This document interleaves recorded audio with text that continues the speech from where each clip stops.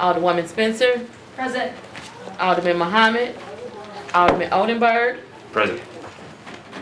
Alderwoman Boyd, Here. Alderwoman Clark Hubbard, Present. Chairman Vollmer. Present. 7 present, you have quorum. Thank you very much, Shereen. Okay, we have a few aldermen missing. I know they're in the building, so, and we have one that is not. So we motion to excuse those aldermen not present, and we'll wait for ones coming in. Good morning. All right.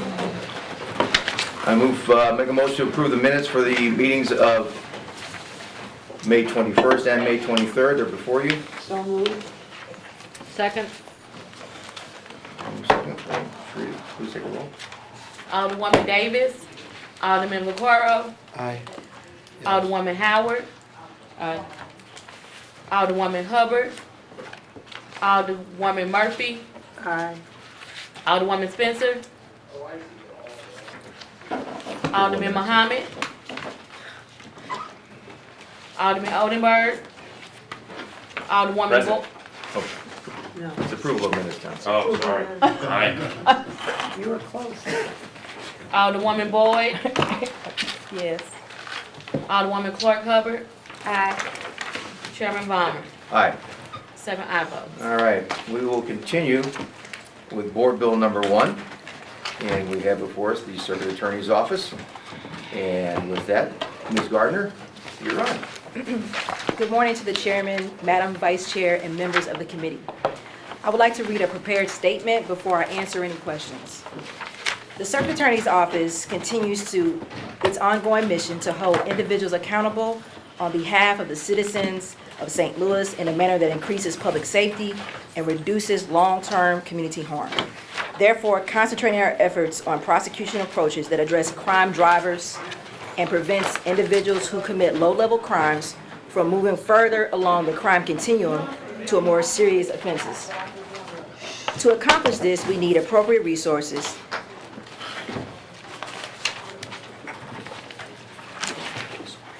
To date, we have used our budgeted resources to make our office more efficient while providing our prosecutors with more time and resources to focus on serious and violent criminals while implementing case-appropriate methods to hold individuals accountable. A good example of the CAO at work is the Crime Strategies Unit. This unit has one goal: to gather, analyze, and share data among law enforcement agencies, the Judiciary, and the committee to enhance the state's ability to strengthen our cases while holding individuals accountable for crime. Recently, our unit, through outstanding investigative work by our Crime Strategies Unit Analyst and on-the-ground investigative work, were able to uncover pertinent evidence to charge a 19-count indictment against previously unknown criminal defendants in the MetroLink case. This is just one example of the groundbreaking work from this unit. Their job is to develop complex cases that focus on crime drivers in the community. This leads right into our partnering with the U.S. Attorney's Office and currently have a shared position to better coordinate our efforts on violent crime. We are entering a little bit over 2 years of our prosecutor-led diversion programs. The CAO diversion programs, which are vital to public safety and harm reduction.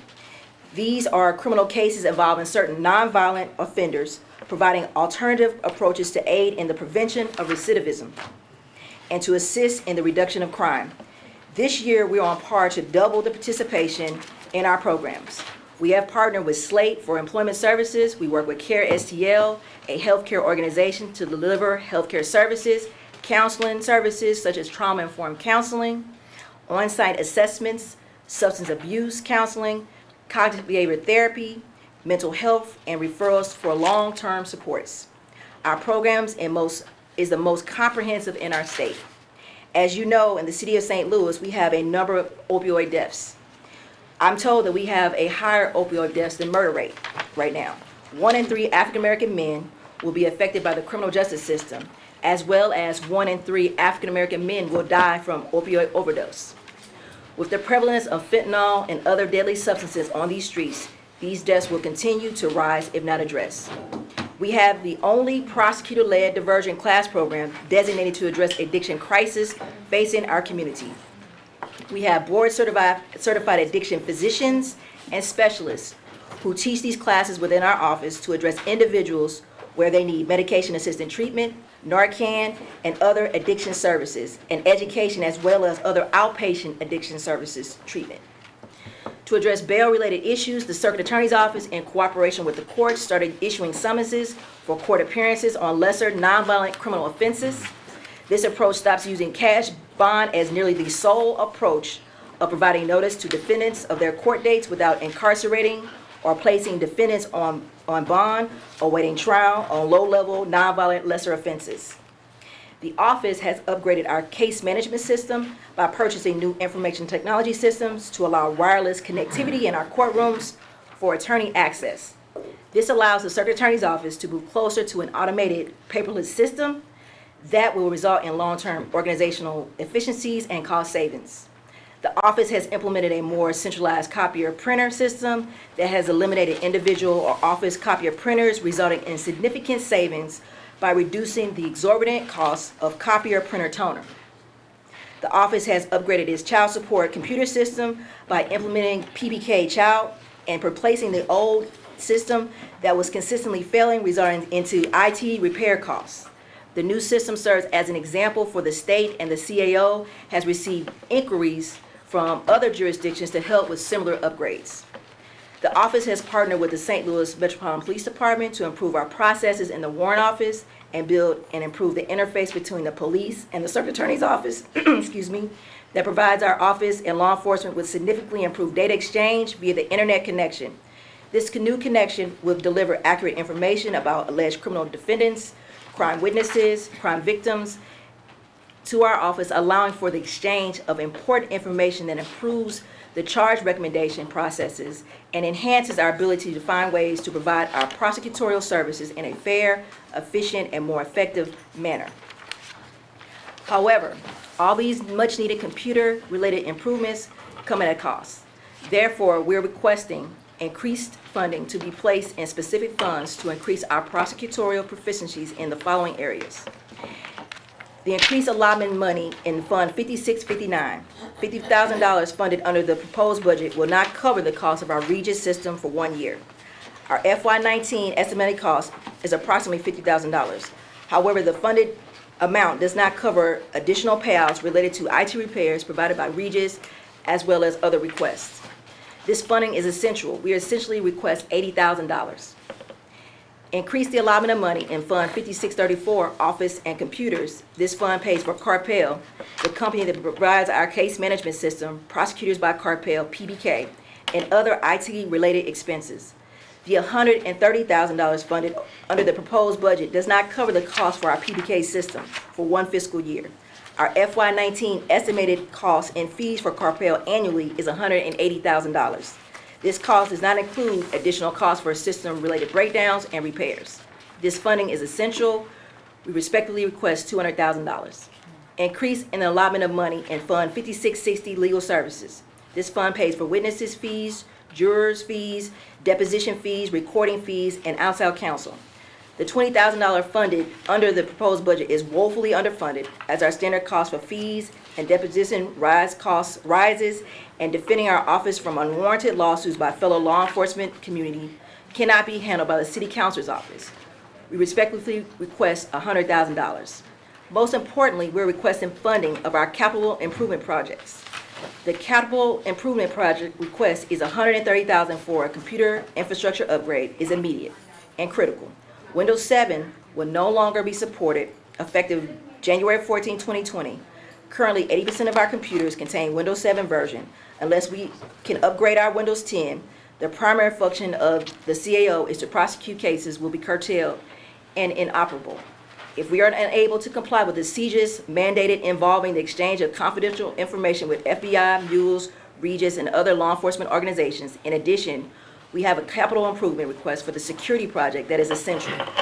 The CAO request is for $200,000. Currently, the Circuit Attorney's security system is antiquated and in grave need of an update and fails to meet minimal standards for court building safety requirements. This present state leaves office personnel and our data in a vulnerable state that must be addressed. The need for projects is important and necessary. Similarly, we have need for key positions. The Circuit Attorney's Office is in need of 3 position designations lost during the budget process. The Chief Training Officer, Deputy Warrant Officer, and Administrative Assistant were eliminated. Currently, the Chief Training Officer and Deputy Warrant Officer were filled from within by current Assistant Circuit Attorneys. Unfortunately, we cannot move these individuals into their new positions because their positions are slated to be eliminated. We filled the positions from within because new position salaries were not competitive. I'm asking that the positions which are authorized on Fund 1010 become funded at an additional cost of $225,000. In closing, I'm honored to serve the people of the city of St. Louis as a circuit attorney with the monumental task of addressing the epidemic of violent crime within our city. Voters have stated crime is the #1 issue in this city. This office should be funded as a priority in addressing crime in this city. The Circuit Attorney's Office needs the necessary tools and staff to combat the insidious nature of crime on our city streets. The increases I am seeking, in addition to the funding in the preliminary budget, provides my staff with the necessary tools to combat in an efficient and safe manner. Thank you for this opportunity to speak before this committee. I will entertain any questions. All right, thank you, Ms. Gardner. So it seems if my calculations are right, from what you've been proposed, this additional $475,000 is what you're requesting of the budget that's been proposed to you. All right, from there, we'll take off with questions in order of seniority. Vice Chairman Davis? Okay, I was sitting here calculating too, I came up with 540,000. But, I'm left-handed, so my microphone. okay, so let's look at smooth with it, okay. So, a couple of questions, please. The amount of money that is required in order to have your department operating as you believe it should appears to be still not enough. But what I want to do is, as you know, we have a challenge before us to find money in the budget. And we want to make sure that those things that are most critical are taken care of. So for me, I'm going to ask you if I'm thinking right. So in order to track and move operations, technology is really important. And then the second thing that will come, if I'm thinking right, is the personnel in order to put that information in and follow it. So those 2 items come up to how much? Well, if you're talking about the upgrade infrastructures of technology, I think you have the $200,000 for the security and computer infrastructure. You also have the $225,000 for the personnel, which we think those designations should be kept because as the increased knowledge and needed information as the prosecutor's office, we think those are also important, as well as, my calculations of $100,000 for the Windows 7. That's important because these are things that you inherit when you have an organization. And so I think all these things are important. I can't pick one and say this is more important than the other because we have Windows 7 that needs to be upgraded to Windows 10, which if we don't comply, we won't be in compliance with the FBI Regis mules, which as a law enforcement agency, we cannot do that. So that is important. At the same time, we need these upgrades of our security because data and technological challenges that we have to protect our data. We have to upgrade our infrastructure. That goes right along with that. So that's why that $200,000 is important. Those 2, I would say, would be the first to start, which is what, $300,000. $300,000. And then, hopefully we can find the additional $225,000 for those, employees. Because I say, if crime is the #1 issue, do we ask the police department to cut some of their police budget because at this time they can't find people or they can't attract people? We don't ask them to do that. So why are we asking the prosecutor's office to pick and choose what is important? Because it goes hand in hand. Okay. You help me figure that out, okay? Thank you. No further questions? All right, Alderman Vaccaro? I do. A year ago, you were supposed to get me how much the Guyton case, you were going to make sure it was going to come to me. It never came over. And now we're paying for attorneys what's the cost of those attorneys? And why aren't we using local attorneys? We're going out of town, we're spending a bunch of money there. I mean, and then yet you come in here and you say, this is important, and this is important, and this is important. I don't disagree. But we're spending money on attorneys that are not even local attorneys. When we have a prosecute, we have attorneys here. You're an attorney. If I So can I ask you a understand, question? Do you think I should defend myself? well, I don't know if you should defend yourself. I'm just saying it seems like a waste of money to be going when we got the city councilor's office with capable attorneys here. Have you ever heard of a conflict of interest? When the city councilor picks a side, I cannot use that attorney because that's a conflict of interest, so I have to get outside So how attorneys. much, what's the cost? You never gave me the price of how much we spent on the Greichen case. And you promised me a year ago you would get that. Well, I'm sorry if we didn't get that. I thought we did. No. I was under, so I will get that information to you. And But what's the cost of these I can't outs? speak to the cost because as you know, I'm under a court case right now that's addressing that issue. But right now, we spent, what, $1,100 to the attorney fees. But, you know, we have increased costs as this case goes on. So you're saying that all these outside attorneys cost us $1,000? I didn't say that. I said, you said, what have I spent to date? And that's what I've spent to date. Well, I'd like to know. You know, I mean, I have real issues with this. I really do. With the money that's being spent, I have a lot of, you know. And then if I'm correct, and maybe I'm not, and I know this is not the place, and we'll talk about it in public safety, but if I'm correct, and you can correct me if I'm wrong, and I'll move on after this, but my understanding is Jimmy Edwards said that you have less than a 50% conviction rate? The public safety director does not have appropriate information to make that determination. Well, we'll bring you over to public safety and we'll go through all So, I mean, this. that's like me saying, what is this, is this arrest rate 50%? I can't speak to that. So I'm not gonna make speculation on things that I can't speak about because I'm not within that office. And as you know, I just wanna put on a record, I believe that, I know you don't believe that our circuit attorney's office, when we're under any kind of investigation of any source, that our people who work in our office should not have adequate legal representation. And that's what I think you're talking about. Why do we need adequate legal representation? And we're gonna make sure that we have adequate legal representation because we're not just representing our office, we're actually representing victims and witnesses' information and data that is contained in our office. So I would think that you would want us to have representation because it's not just the circuit attorney's office, it's actually the people of the city of St. Louis. The cost is what I'm at. You know, we're still in a budget thing, and we'll talk about a lot of this in public safety, because I will call that fairly shortly, but this is the budget, and what were the numbers in the Greichen case? How much did you spend? I'll get that number to you. Well, you told me that a year ago. But You I- should know, you should have an idea now. I don't have that off the top of my head. I don't want to give you a wrong number. I would ask that be sent to us. Okay, well, what we do is, if there's a cost involved with the case from last year or with the ex-governor, please have that distributed to myself and all members of the committee. Sent in an email or a written form. And if it could be, tomorrow we do our cuts and putbacks. We will start the I'd like cuts to and, get that. yeah, tomorrow morning will be appropriate first thing, if not this afternoon. Yes. Okay, thank you. All right, Alderman Crowe, thank you. Alderman Howard, you were next. Yes, Circuit Attorney, what is the average caseload of your attorneys? Right now, depending on general felonies, we have about 200 per person. So it's a lot of, we have a heavy caseload. How many attorneys are you staffed with? We have about a little bit, 46 attorneys. How many are allocated? How many allocated in general felonies? It's How about many attorneys are you allocated for your office 60, total? 60. So you are about 14 attorneys shy of a full staff? We have 14 positions, not just attorneys, but we have 14 positions because attorneys are in other stuff like child support, white collar. So we have some attorney manager positions that are open that need to be filled. And those are more experienced attorneys. Those are not low-level attorneys.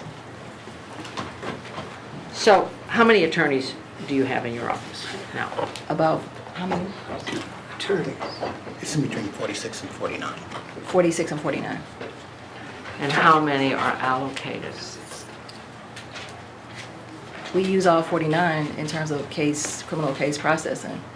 But in terms of general If you have felony, 49 or 46, it depends. Okay. 49, no, we have 49, but in terms of our general felonies, we only have so many in general felonies. They handle a certain caseload.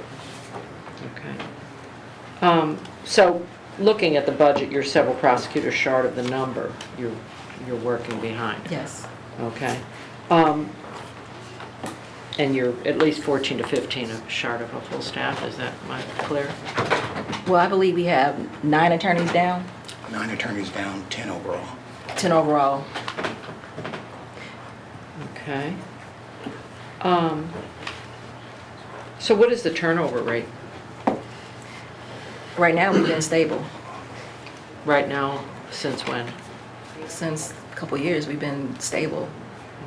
And so you haven't been able to hire more attorneys, or what's the, I mean, but you have to understand, we're the highest working prosecutor's office in this state. So when we have a low starting salary, which thanks to Prop P, we're able to increase our salaries to raise that initial level from 40,000 to 50,000. But that's still not on the same level as other jurisdictions, even in St. Louis County. So we are competing with private firms that can pay 6 figures to a attorney who has 6-figure debt, as well as other prosecutor's offices around this state who do less work for more money.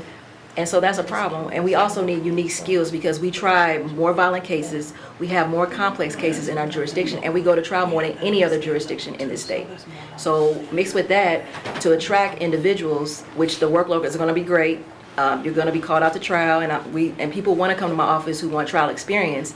But that leads and tends to have a high turnover rate, as well as hard to attract people because you're automatically getting a lower salary than anywhere else to do less work. have you had time to kind of figure out how you're going to try to attract people? Of course, we We constantly, need experienced attorneys because we do have an issue with violent crime, and you can't, it takes experience and somebody well qualified to prosecute those cases. and that's So- why that chief training officer is so important, because that is where an experienced prosecutor was their sole function is to train attorneys so they can take those more serious cases. So we want to build that infrastructure within. So that's why that chief training officer is important. That's why we want that position restored to address those needs of what you're saying. Because that is important, because we want to make sure that our attorneys are trained, because they have to handle the most serious cases. I guess I would be more willing to take that money and put it towards a more experienced attorney, since we have a crisis here. I don't understand your thinking on that. But can I explain my thinking on that? Mhm. A chief training officer has to focus only on training. They can't handle a caseload and train. So you can't right now we have an experienced attorney who is having a high caseload in violent crime that could be training these other lower level attorneys to pick up the slack, but we need that person there constantly in court with them, constantly working with them on their cases. And so we have to either I take that person and move him and take away that experienced person, or I hire a person who can do that to help complement that training that he can help with training these other lower level individuals in the office. So I guess, again, what are you doing to recruit more experienced attorneys? I mean, we put our offers out to many websites. We go to the Missouri Bar. We have interns that we work with St. Louis U, WashU. We go and work with Mizzou. We do an internship program now in the summer where we're trying to do a part-time pay so we can retain individuals for a year so they can come right into our office, so they're not just from the outside, they're actually trained in our system. So we're doing a lot of innovative things to attract individuals as well as to cultivate individuals, because even the last administration, you've heard this, and I know you've been around with Jennifer Joyce, the number one issue was to retain those experienced attorneys because they're going to leave on an average of 3 to 4 years because they can get more money. So that's the situation we're always going to be in. So we have a high turnover rate. Does Mr. Bell and the counties have the same issues? I can't speak to Mr. Bell and his issues, but what I can speak to that they pay more money in St. Louis County, and they have taken some of our attorneys. So some of those people who have left, a couple people who have left recently, have went to the county because they can get more money and do less work. So that's the issue. But my people in my office are not complaining about the work. We just want to be paid accordingly and try to keep up with the other prosecutors' offices. Okay, that's all. All right, thank you, Alderman Howard. Alderman Hubbard, you were next. Thank you, Mr. Chairman. I have a few questions and a few comments. What positions were cut from the budget? You said it was a deputy warrant officer and The deputy chief warrant officer and the chief training officer and administrative assistant position. okay. And you said the average caseload per attorney is 200 per person? No, not, it's certain, we have misdemeanors and we have general felonies. General felonies is where you have the felonies not rising to the level of a sex crime and domestic violence, but you have the pot of general everyday felonies. So they're not the robberies, they're the resistings, they're the tampering cases. There are a lot of those type of cases, the burglaries, the stealing cases. So a lot of those cases, a lot of attorneys historically, even when I was in office, we had 300 cases per attorney. That's when I was there, and I made $40,000. So now we have less of a load, it's 200, but it's spread amongst a certain group of individuals. And these cases are more likely to plead, more likely to go to trial. And so that's why you have such caseload, because those are the cases that are coming in. Okay. And I don't think I heard you mention it, but can you speak to like your victim services program and like what the needs are? Well, one of the reasons why we have a problem with prosecuting any case is because of witness and victim participation. And so what we've done in our office, we have created this wealth of infrastructure for victims and witnesses to hopefully feel more comfortable to come forward. One of the issues that we all know and talk about is the discovery rules that we have to deal with. This is not saying that the prosecutor's office should not turn over discovery, but when you have to turn over last known address, date of birth, social security number, and that is on a police report, that intimidates a witness and victim. Under the laws now, we can redact the last, not the last known address, the phone number and the social security, but we still have to turn over that last known address. Many witnesses and victims say, I'm afraid and I cannot participate in this process if you turn this over. So what we have to do is go before the court and prove that this person is in fear. Simply a victim cannot say, I'm afraid. And that's the problem. And that's why we're fighting in Jeff City to change these laws, to make it better for witnesses and victims to have their information redacted. Turn over that copy to the defense attorney only, not the client, because we have cases where individuals have been retaliated. So what I've been trying to do and work in my office is to create this outreach in the community to get participation. This is not just when a case happens. This is actually before a case happens. We have a victim service person in the warrant office who screens cases, who calls victims, asks them what they need, what services. Under our statute, the victim service money, we cannot actually give money to witnesses or victims if there's not a case. So a lot of times cases are still being investigated. They have not been, having enough evidence to go forward on a criminal charge. And so we're doing this outreach so we can, one, get people to participate in the process, as well as to get them services. So we brought therapists inside our office. That's never been done before. We have an actual trauma-informed counselor dedicated to witness and victims solely. This is separate from diversion. So we also we want our witness and victim advocates to go out in the community to make sure we're getting in touch with the community, basically to prevent that next victim of crime or witness of crime. But we have to have these outreach sources, and it takes people who are out in the community. So that's what we're doing. Okay. Now, is that one person or is that an entire department? We're developing an entire department because what our goal is to have a unit that's stable, that is situated solely outside our office in the community full time. And that's our goal. But that takes resources, that takes manpower. At the same time, it takes a certain skill. So that's what we've been doing. Well, right now that's one person? Right now we have one person that does that, but we want to hire 2 people. Okay. And that's a problem. We definitely need more than one person in that capacity. I mean, it seems the budget is stretched pretty thin, but we'll never get people on board to talk and tell what's going on if we don't offer some type of protection and offer arms around them. In our community, a lot of times it's don't really talk about it or don't really tell, but if you can't have protection for them, then the whole process will just fall. And then part of this money also goes to our Witness Victim Protection Fund because we have very limited funding under our victim service structure. Like I said, if there's no case, we technically by law cannot help a witness or victim. So that's why we need these funds, because these funds are important, because sometimes we use those to supplement helping someone move for fear.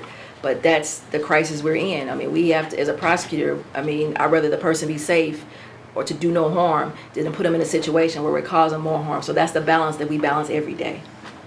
Absolutely. And when you talked about the starting salary, like I said, I don't know where the money will come from, but I know if I was an attorney, I wouldn't jump out of law school with a bunch of debt and work for $40,000 or $50,000 a year. So that's something that we need to revisit, because we're going to keep losing people. Like you said, they'll come to your area for a training ground and then they'll be gone. So that's, They come to us for 2 years and they're offered a 6-figure salary right away.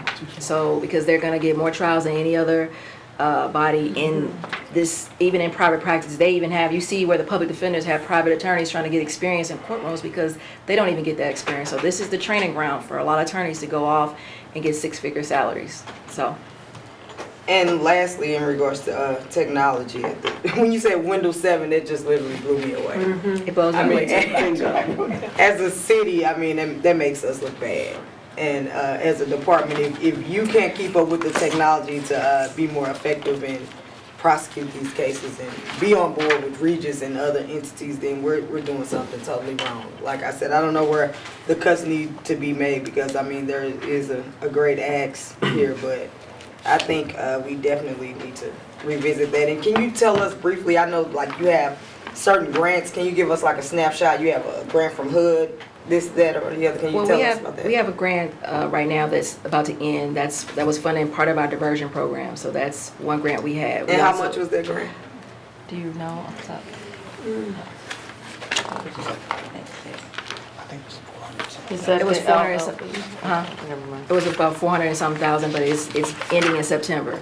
So that's about to go away. So we had the conviction integrity funding we just got for about $285,000 that we just put the line item so we can start hiring that attorney as well as investigator to address wrongful convictions and a lot of conviction integrity issues that we need to address in our office. So that is what we're doing going forward. So that was just put in the line item so we can release those funds recently. So at this point, we just have we have a HUD housing grant that we've had for a while that funds one attorney position that's currently in there. Okay. And that's an attorney who deals with those cases in that area. And that's been historically funded for as long as I've been in office as well as previously. Okay. And it's just my hope in going through this process of your budget that we don't politicize this process. I know that there are some things going on. There are some questions that have popped up, but is it not true that your predecessor had hired attorneys as well? And I don't recall her being up under this type of scrutiny. So I know that things are tight, and we definitely need to be more accountable. Like if the committee had asked for something a year ago regarding a particular case or whatever, and the expenditures regarding it, I think it's important that we do get that information as soon as possible, because people really want to be transparent and know how money is being spent. But I commend you for the job that you do. It's a hard one, and I know it's a lot to be considered here, and I just hope that we can all do what's in the best interest of the city and in the best interest of the department so that we are more effective. Thank you. I appreciate that. Alderwoman Murphy, your turn. Mostly she asked, I don't want to put you on the spot, but out of the things that you asked for, what would you say would be like the most important that I know that's a tough thing to decide, but would you say the technology? I say the technology and the security. Technology and the security. Because with the increase in tax of all of our offices around this country in terms of the vitriol, specifically on my office, that I receive hate mail as well as we receive threats every day. With this divisiveness that has been displayed in our community, as well as the politicized of, as was stated, the position of my office, we are, and this is before me, our infrastructure in the courthouse is severe and serious. And it's a duty as the prosecutor of the city of St. Louis, the chief and law enforcement prosecutor, that we have to make sure people are safe inside that courtroom, specifically witnesses and victims who come inside my office every day. And without that safety, those are concerns. And so I would ask that we have a need for the Windows 7 upgrade, as well as the security. And I ask that those be addressed immediately, because those are security concerns that no one can get around, because we don't want on the front page of the paper that someone is harmed going into this courthouse doing their job. And I think that no one around this table wants that. And this is something that should have been addressed a long time ago. This was an issue prior to me, but we're at that crossroads that we have to do something about it. And so I'm asking for everyone around this table to please consider to restore that money in the budget because that is so needed. Thank you.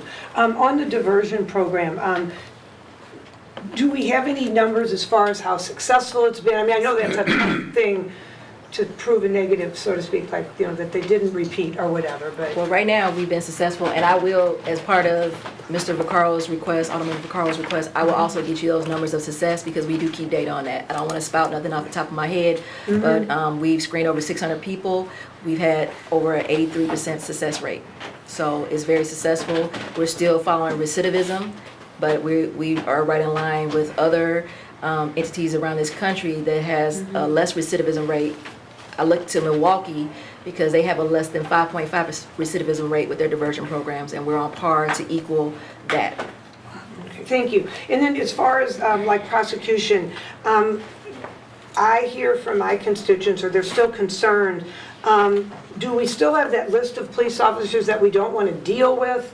And if so, you know, I mean, I understand what maybe is going on. What are we going to do to remedy this? Because it seems silly to have police officers that literally should not bother to arrest anyone if nothing's going to be done. Well, you know, I'm currently under litigation for that issue. We still have the exclusion list, but I can assure you that the day-to-day, everyday working of the office, the small number of officers that are on this list does not affect the thousands of cases that we deal with. We deal with thousands of cases and thousands of officers, and we do our job accordingly. So that has not affected the flow of business, that has not affected the flow of cases, and we're prosecuting the tough cases. So I will assure you that that's in litigation. I can't go further, but we're looking to address that issue soon. Thank you very much. Thank you, Alderman. All right, Alderman Spencer. Thank you. Thank you, Mr. Chairman. Thank you, Your Honor, for being here today. I think it would be helpful to have a full breakdown of the additional cost requests in writing. I think we've all got different summaries of those, and just to have a full, complete understanding from your perspective what you're requesting in addition to the proposed budget would be really helpful. And given that we're going to be looking at this tomorrow, if we could get that today. It sounds like you already have it prepared, so perhaps putting it in writing and sharing it with the committee would be helpful. Thank you. In line with my colleague from the 5th, I'd like to reiterate my concern about safety and concern for victims. Almost every crime, every serious crime in the city has on the other end of it at least one person who is suffering and is afraid to come forward and help in the prosecution. The entire reason I'm here today, as having called in, was because of a failure to communicate with a victim on a case for which I had an interest across the street.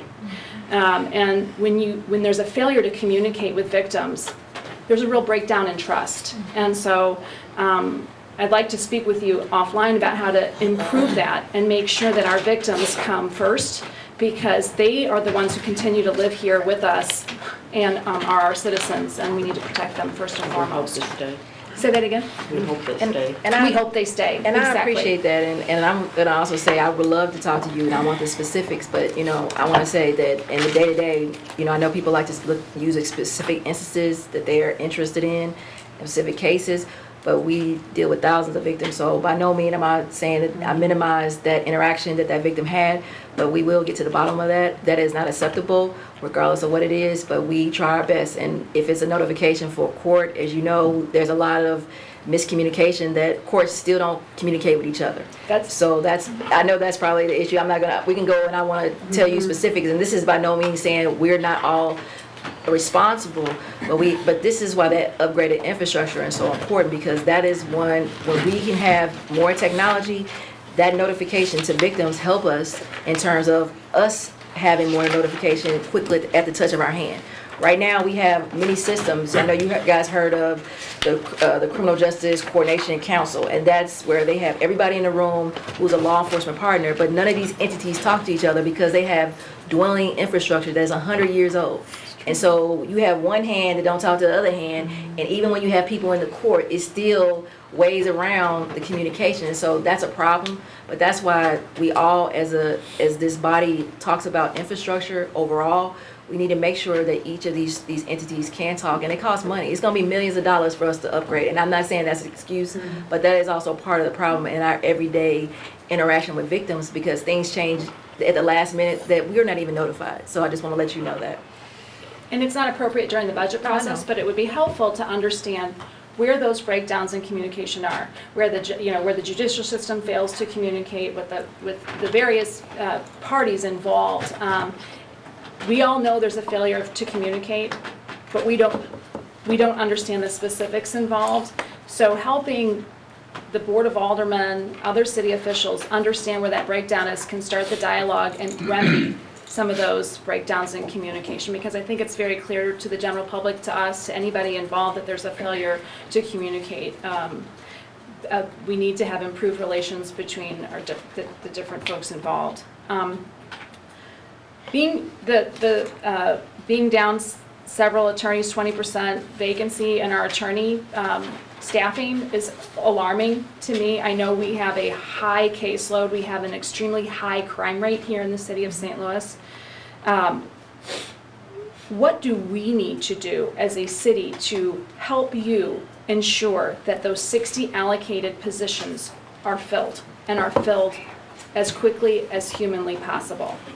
Well, I think, one, it's to really talk to young lawyers about the value of coming into this office, because like I said, the one problem is when you have six-figure debt and you have a $50,000 starting salary, you have to balance whether I'm gonna have a family, I'm gonna meet my educational needs.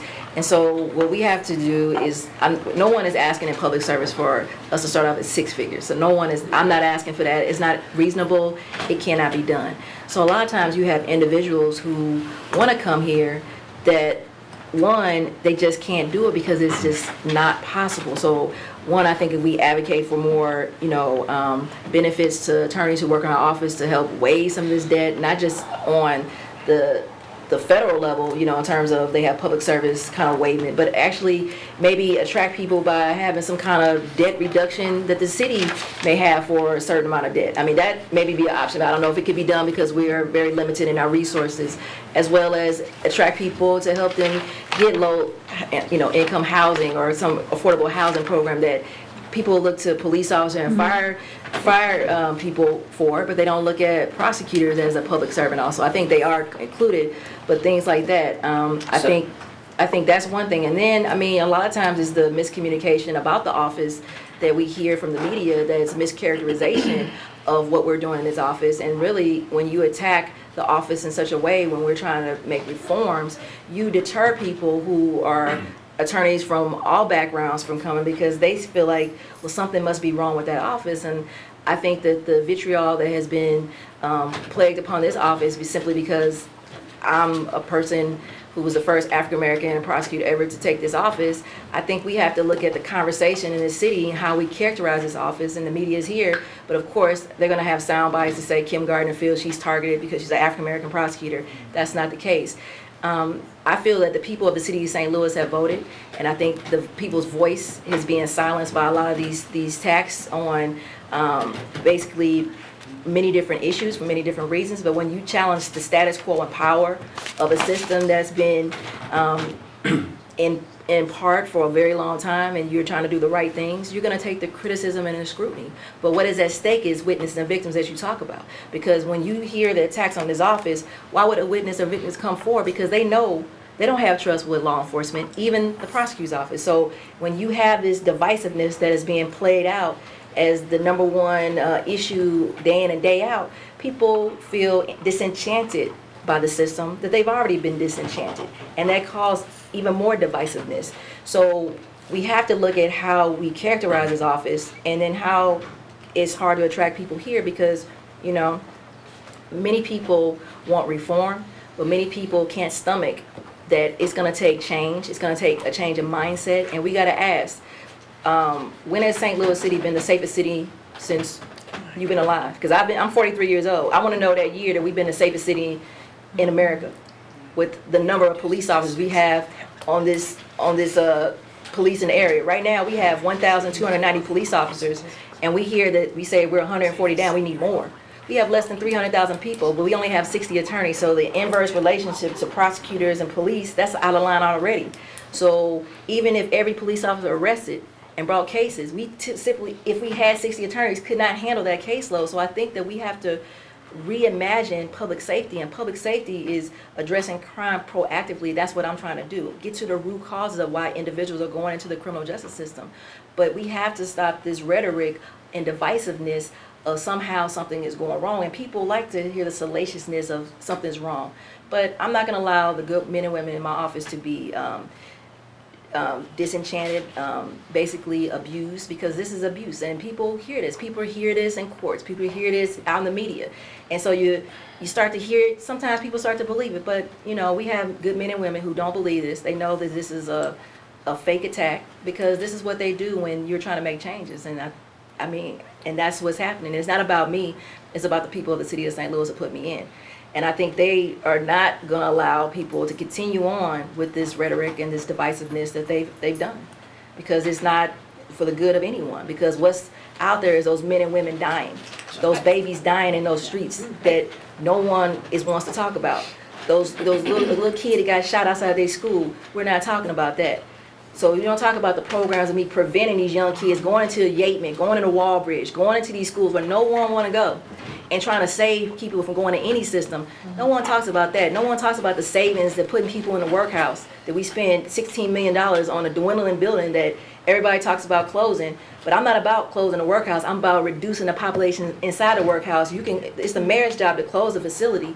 It's about treating people with dignity and respect so they will come forward. They will be a witness and victim. It's about doing the things necessary to be proactive of crime, and at the same time, we're taking crime drivers off the street, but it's working together, and it's being above this fray of divisiveness that's been put because of who I am and who I may have investigated. This is what this is about. This is not about the office and the work we're doing, because I can tell you, the men and women that I represent inside my office, we work hard every day. We do the hard work. It's a thankless job. They don't get paid. They're overworked, overstressed. They're constantly taking beatings from everybody saying we're not doing anything, which is a lie. And so, but they're going to continue to put lies out here because they don't want to hear the truth. The truth is we're suffering in St. Louis City. And until we do something different, we're going to continue to have the rising crime rates. And then, by the way, we got rid of our gun law. So when you talk about this violent crime, when you took away the tools for prosecutors to even prosecute people with gun cases, then you wonder why people are getting shot. But no one talks about that. People are talking about why we don't have this. And then we're a stand your ground state. We're a stand your ground state. So when you give somebody a defense to shoot you right in the middle of the street and say, I fear for my life, you make it difficult for prosecutors. So this rhetoric that we're not prosecuting violent crime, those bodies on those streets look like me. Those people inside those courts look like me. Those victims look like me. And I represent everybody inside that courtroom. I make sure everybody's represented well. We may not do a good job all the time, but we're doing the best job with the tools we got. Any other first questions? I just wanted to request some information about what the additional funds requested for the victims would accomplish as far as communication. Again, that full breakdown of additional costs requested from your office. And then if we could have a full understanding of the cost, the difference in pay from St. Louis County and St. Louis City for those attorneys with Prop P in place, and any recommendations from your office on how we can help you get your office fully staffed. We are here to make sure that you have the tools that you need to operate your office. And if you can help us prioritize that and understand what we need to better do to give you the tools you need to have a fully staffed office, we want to at least have that on the table so we can try to help you the best way we can. I appreciate you. Thank you, Mr. Chairman. Thank you, Alderman Spencer. Alderman, I'm sorry. It's a duet. We have 7 alderwomen. I haven't said alderman in a while, so Alderman Mohammed. Thank you, Mr. Chairman. I apologize for being late. This budget is ridiculous. They took everything away from me from what I'm looking at. How much do you exactly need altogether? 540,000.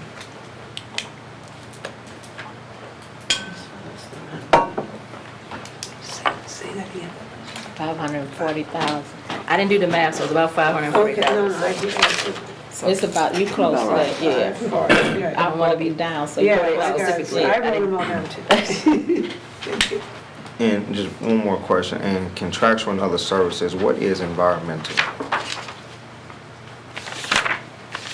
They do the grounds.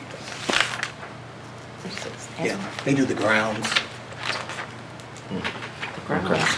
Now, what's interesting is I went through the budget with our clerk from 2015, 2016 budget year, right before you were sworn in.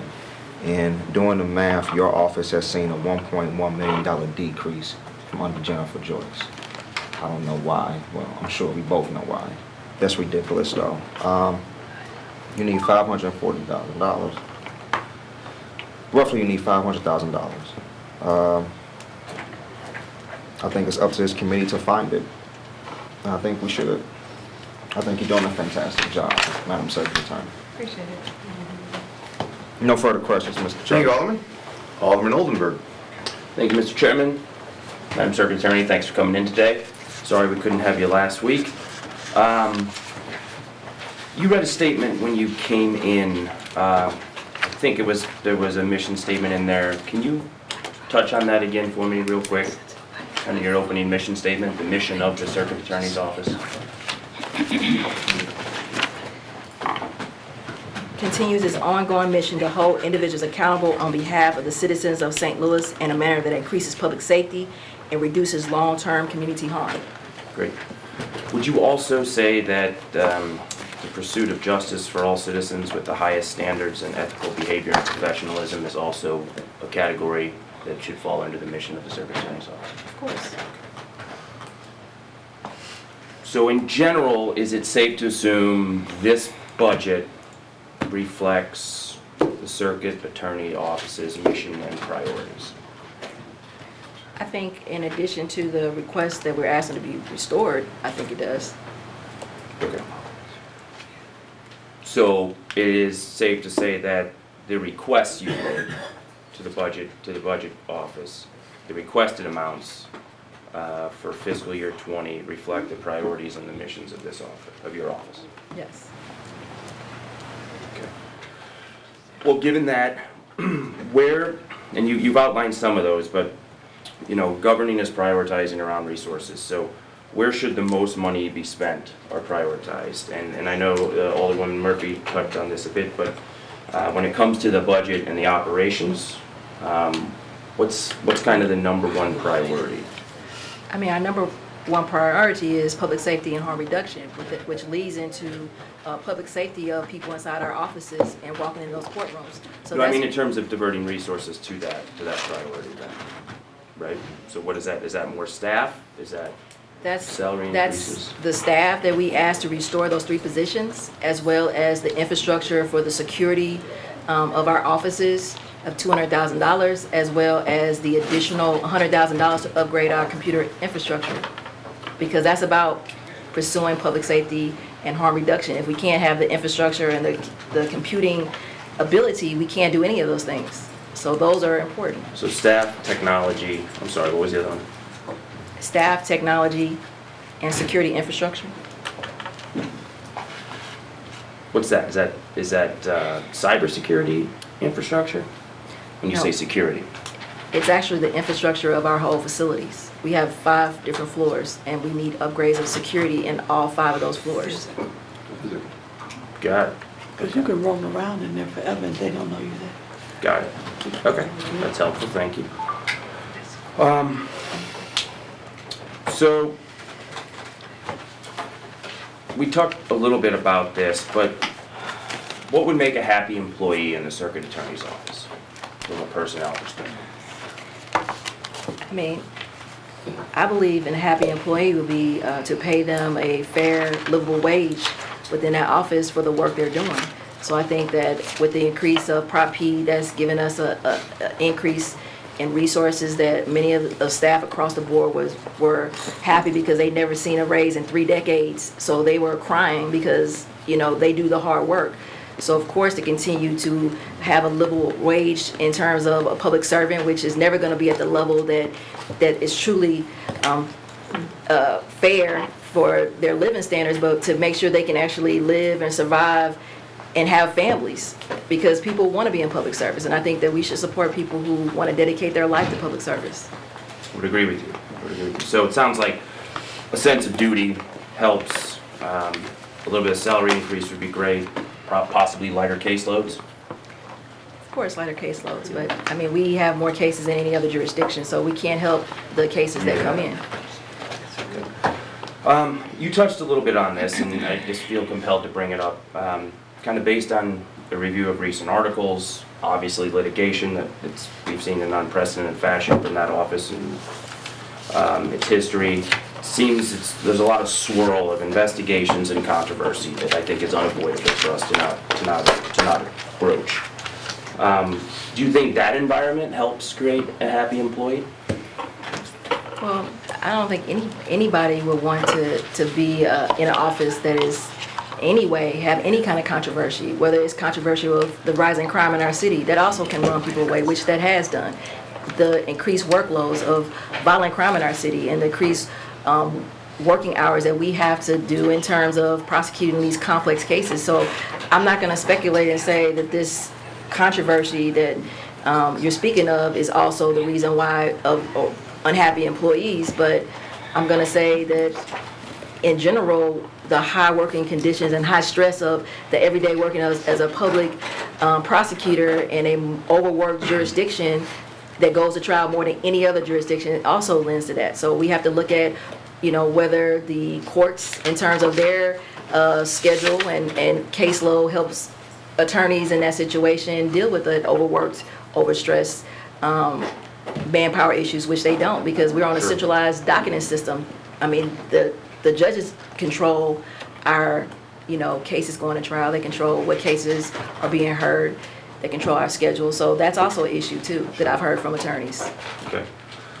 But it probably certainly doesn't help, right? Sort of the situation we're finding ourselves in, in whether it's playing out in the media or with litigation and special prosecutors, all that likely doesn't help with trying to find virtue among employees in your office. Increased workloads, okay. So I'm glad you brought that up, or the increased workload, because recently the Missouri Attorney General, the U.S. Attorney Jensen's office, has developed partnership to target violent crime in St. Louis and partner with your office. Is that correct? And I think the Attorney General's office, Missouri AG, has offered up to 5 attorneys to kind of help with that caseload and those workloads. Is that accurate? That is what through the attorney. That's the agreement with the Attorney General and the U.S. Attorney. I have another agreement. Okay. We don't have any attorneys that are helping with our caseload because, one, we are the local jurisdiction, but if we decide to let that case go to the feds, then they can entertain. And when we let that case go to the feds, then the Attorney General, who has no jurisdiction, can't entertain those cases. But we're dealing with the murders, the rapes, the robberies, the serious violent crime. They're dealing with gun cases and repeat offenders. We're dealing with the violent crime. So they're not taking murder cases. But it seems they're eager to help, right? And why do you think that is? You have to ask them. I don't run the Attorney General's office. I'm the Circuit Attorney's office, the local prosecutor in the city of St. Louis. I don't answer to the Attorney General, and I think the Attorney General has their reasons for wanting to help gun cases because that is an issue with no gun law. So maybe that's to help the U.S. Attorney who needs that manpower issue because they're taking more cases that they never took before. And their attorneys in the U.S. Attorney's office, which Jeff Jensen would tell you are overworked with taking the increase of some of these cases. Well, we're still dealing with the violent cases. No one's taking those cases, and we're not giving those cases over to the feds. Well, you met with the Missouri Attorney General, did you not? Mm-hmm. On a cooperation and an ability, and they didn't offer to help with your caseload and your attorney's caseloads at all? Because it was reported that there was a good meeting, I don't know what the hell that means, but there was a good meeting had. Can you talk about the nature of that? And is there an ability, so maybe where I'm going here is there an ability for the Missouri AG or the U.S. Attorney's Office to help with violent crime? Given the staff reductions that you talked about and the turnover rate that we've also brought up earlier today. Well, really, our individuals in our office have the infrastructure and the knowledge base to handle these cases, not the U.S. Attorney. What they do is they take certain cases of individuals that they have identified for potential federal jurisdiction that we work well together. So this is not a taking and lessening our caseload. This is actually the Attorney General picks certain specific cases that they're interested in, and based on us reviewing whether that case is best suited to go to the feds, then we have an agreement to allow them to take that case. But in terms of our everyday caseload, no one is dealing with those cases, and we don't feel like it's appropriate for the Attorney General or anyone to handle those cases. That's the job of the local prosecutor.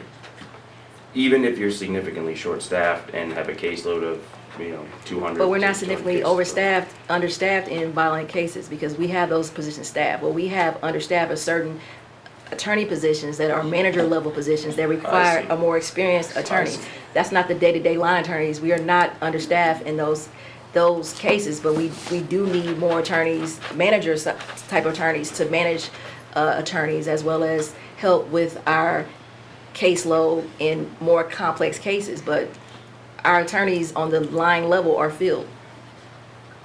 Okay. Thanks for clearing that up. It appeared that they wanted to kind of help with the violent crime situation. How many investigators do you guys have in your office? 21, about 21.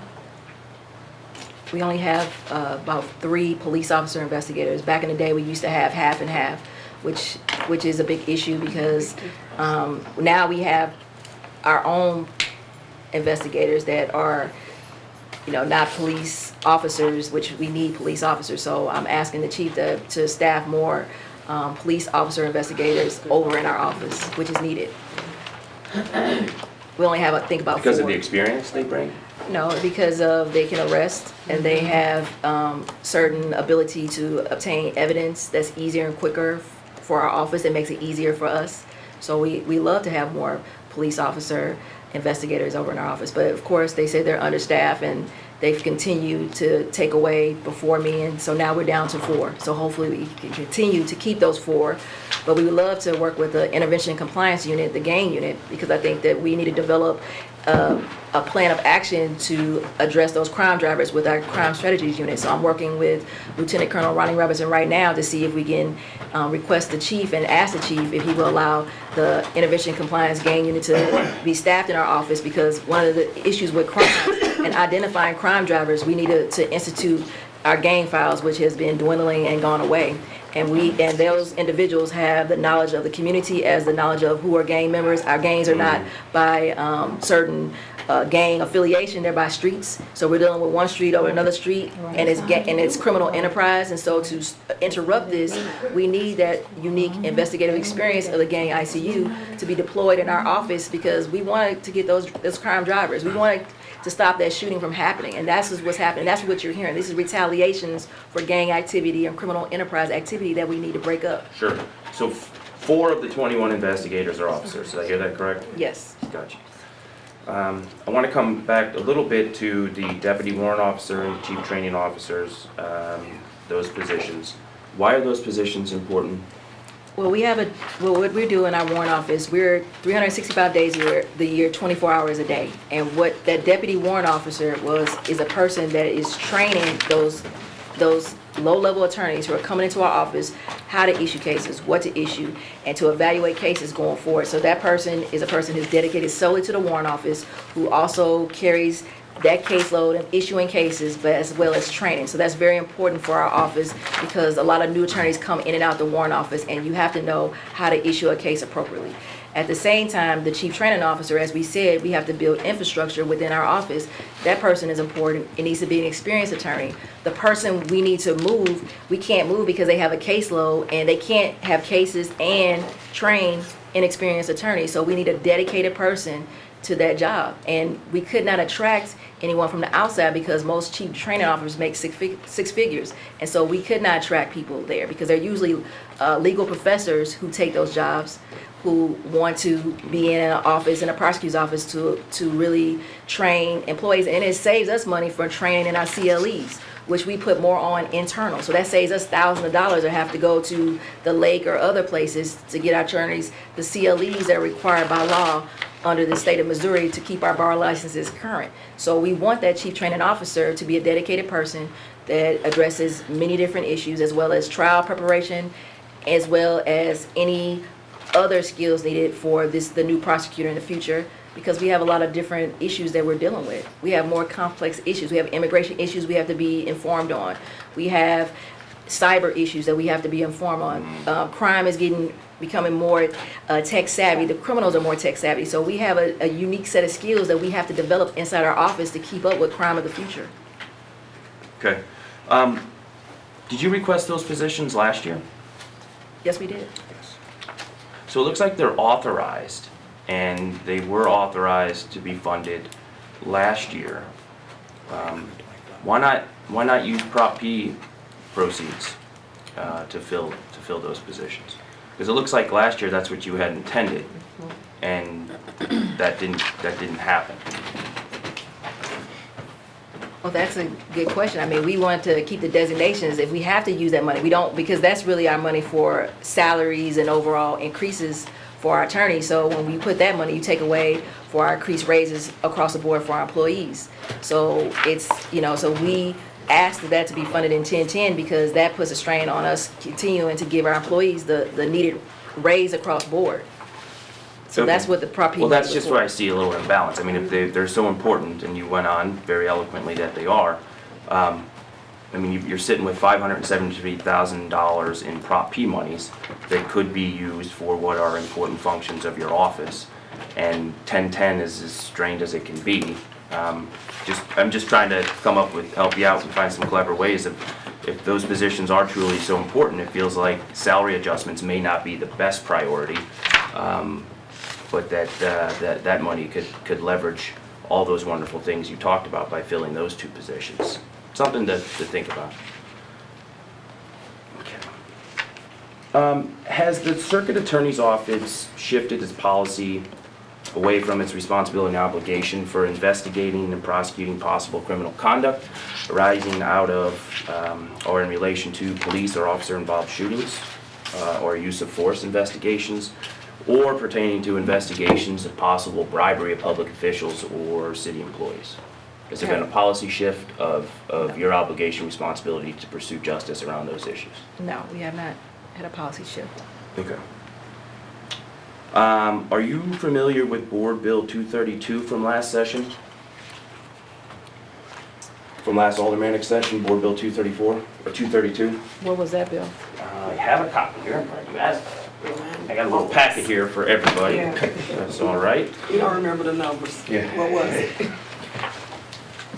So, Yes, I'm happy. we'll get some started this way. Okay. 93 is on top, but we're going to get to that in a minute. I have 15 copies here. I think there's 14 people sitting around the table. So we only need, these are all together. Yeah, they're all together. One It's a pack. packet of everything. Okay, you only 93 need is on one top. packet. You only Sorry. need one packet. There you Sorry. go. Okay. There's a couple more. So 232 is the second in the stack. Right. 232 is the second one in the stack. This was a bill that was introduced. It had a hearing, and the hearing was canceled at the last minute. In it, it calls for your office to have its own independent investigation unit around force investigations and use of force around police officers, bribery of public officials, as well as city employees. Did the alderman who introduced this consult with your office on this? Did you have a hand in this board bill? Well, I consulted with all the aldermen to present this idea for this independent investigative bureau. I introduced this when I first took office because this is an important issue in our community, open officer-involved shooting cases, and we wanted to make sure we create a infrastructure in our office to address these open cases, which is serious to the community as well as to public safety. So we wanted to memorialize this independent investigative unit as well as have a staff of individuals to create that process to review these type of cases. Okay.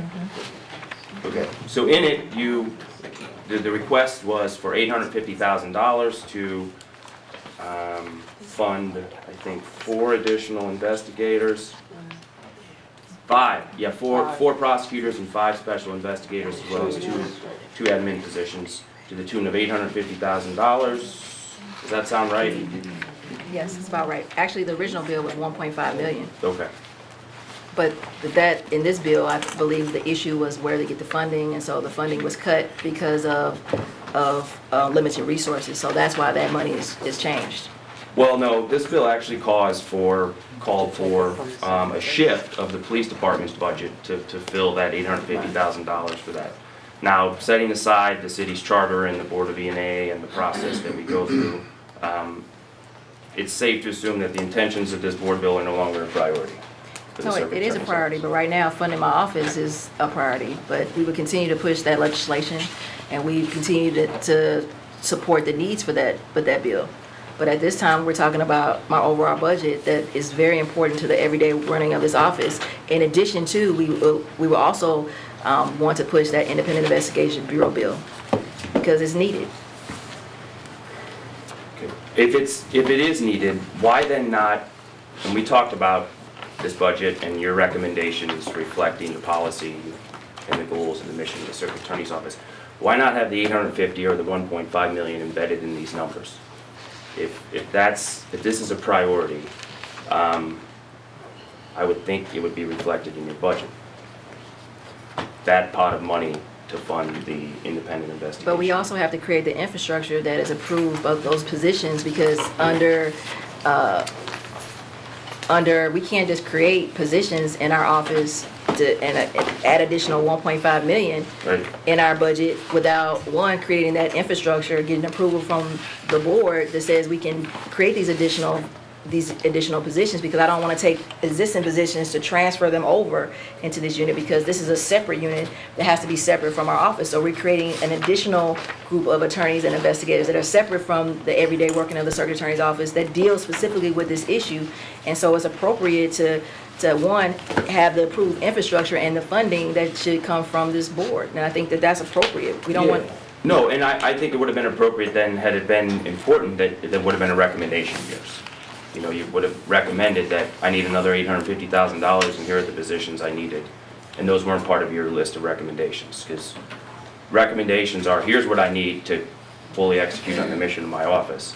And the $850,000 or this independent investigation unit wasn't encompassed in your recommendation. I just state that. Well, I'm just gonna say historically, my funding has been cut and underfunded, so for me to just automatically say and put in additional $850,000, I would think that would not be entertained by this committee, because I have to pick and choose right now whether I'm gonna secure my building or keep my position. So if we're talking like that, then giving me $540,000 should be no problem if I can just put $800,000 in the budget. You know, you don't get it unless you ask. And I think also recommendations reflect, a policy pursuit. But that's what a bill is, also that policy pursuit. And whether I put it in my existing budget or I put it in a standalone bill, which I think is appropriate, because the people and citizens of the city of St. Louis want our money to be directed to address these open cases, which, when we save money with these officer-involved shootings, when we have done this aggressive look at these cases, we've only had, 4 officer-involved shootings last year, but when I took office, I had 1 every 2.5 weeks. So we're actually saving the city money in terms of civil suits that are shifting, because we are taking these intense looks at criminal prosecution of officer-involved shooting cases, as well as looking at how we can close these cases regardless of whether there's a criminal prosecution of some sort. But we have to direct our resources, and the appropriate form is to have a standalone bill, because it should be funded as an independent bill, an independent organization that has a separate function within my office, and that's appropriate for us to do that as a community. And I think that it should reflect that by a proposed bill, which we're going to work on that. Okay. Got it. So last fiscal year, actually November of 2017, the voters of the city of St. Louis overwhelmingly spoke in favor of Proposition B, right? In that measure, which passed, 6% of those funds through a half-cent increased sales tax, 6% of those funds flow to you, In addition, the corresponding use tax of about 7.7% of that amount of money, also those proceeds are funded to the circuit attorney through Fund 1125, the Prop P money. I think originally, your intention for those monies were some of the things that you did talk about, right? More proactive measures to fighting crime and prosecute, right? Community engagement office, right, as part of the Prop P money, the victim and witness services, and diversion programs, right? It looks like you funded positions, right? So we're hiring people, which I think is a good first step, but I'm concerned about what are, other than just the hiring line items, kind of the operational outcomes.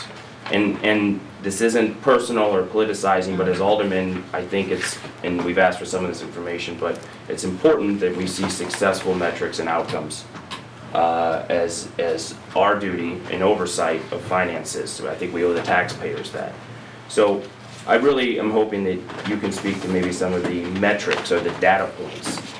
Recidivism rate is one thing you mentioned, but that just means someone's not coming back in front of you, right? I'm interested in, is the individual that went through a diversion program or met with community engagement officer or was helped by the funding of this program, has a job? Or what's the success record or rate besides just not coming back to you? Because once they're out, I mean, they're sort of out, and, they just maybe have not gotten caught again. So I'm concerned about what does success look like, and are there touch points along the way the minute there's a nollie and someone's dismissed and they've gone through a diversion program. I admit I just maybe don't understand. So any specific data or metrics around that would be helpful. Well, I can tell you, out of all of our programs, we have over 600 people spread across our misdemeanor redirect program as well as our felony redirect program. Most of those individuals have to attain employment before they get a nollie. If there's restitution, they have to pay back restitution 100% to victims. This is not part restitution, this is 100%, and they've done that. People have attained jobs as well as they're continuing on with their counseling, that we hook people up with actual better health outcomes. A lot of people are coming to us that have no mental health services, they're traumatized. So we hook them up with social workers, we hook them up with actual gateway to better health that provides them we have people who are pregnant, prenatal care, which better healthy people, you can work, you're a productive citizen, you're gonna get past this, and what we found, they have not come back. And not coming back is not just before me, they have not come back in the criminal justice system, which is the key to success. We've only had, out of over 600 participants, 2 individuals fail. And that's great, considering when you look at probation and parole is the #1 reason why people who are required to get a job, who are required to get treatment, who are less likely to, 1, get a job, less likely to pay back any kind of restitution, less likely to get treatment, less likely to have a job, and they're more likely to go to prison. So we are addressing the mass incarceration issue that, 1, makes people less safe in our communities, but at the same time, we're getting people back on track. And if I can get examples, I don't have them in front of me, of people who have attained jobs, who have completed jobs, who say they're better for going through this program, but for this program, their life has tremendously changed. We have individuals who are in college, who are enrolled in college, if they're not in a job full-time, who are currently finishing school. But that's anecdotal. Do you track that information? We track, So it's those not anecdotal, this is individuals individuals that we have, but I can't speak to the numbers, but the numbers are, I can say, over 83% successful. Those are numbers that we have. And by the way, our prosecutor-led programs have not been started until 2.5 years ago. This was not originally started previous to me. We had what was called diversion, but not this at the same level, and they were not prosecutor-led diversions. That means something different. So these are diversion programs that are run by our office, that are managed by my office, working with the courts as well as therapists, as well as intensive monitoring. Each individual has an individualized treatment plan. So you can't say one person gets this and everybody behind them. This is an individualized plan to address the needs of that individual person. And as you know, crime is a public health crisis, and as a registered nurse, my experience addressing the underlying issues with how to address violent crime, if you don't address the root causes of that trauma, the root causes of that homelessness, the root causes of that addiction, you can give anybody a job and they're not gonna be successful because they're not gonna pass a drug test.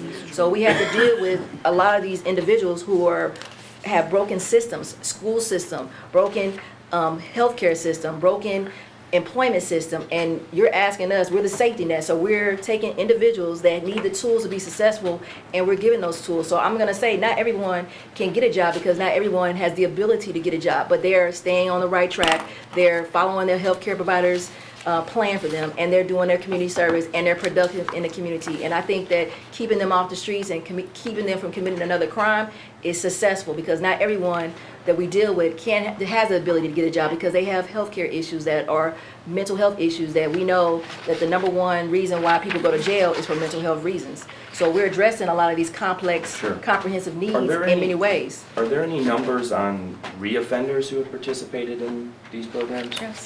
We'll get all those numbers to you. Good.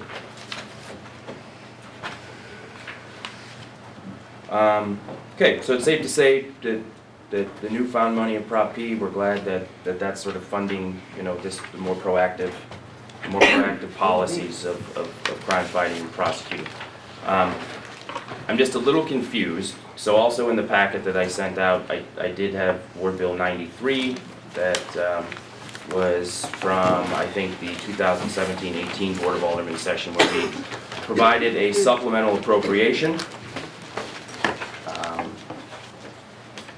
for $390,000 to specifically fund witness protection, jail diversion, community engagement.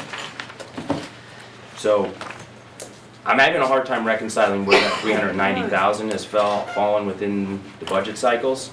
I'm mostly seeing Prop P has funded that. So I'm trying to understand where the $390,000 went from our supplemental appropriation at that point, which the board bill clearly reads, and we have a member of the committee who is a co-sponsor to that.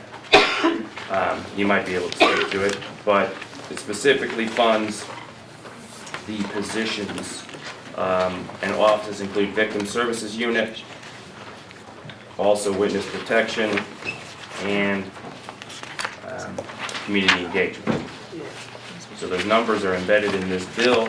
So did we hire more?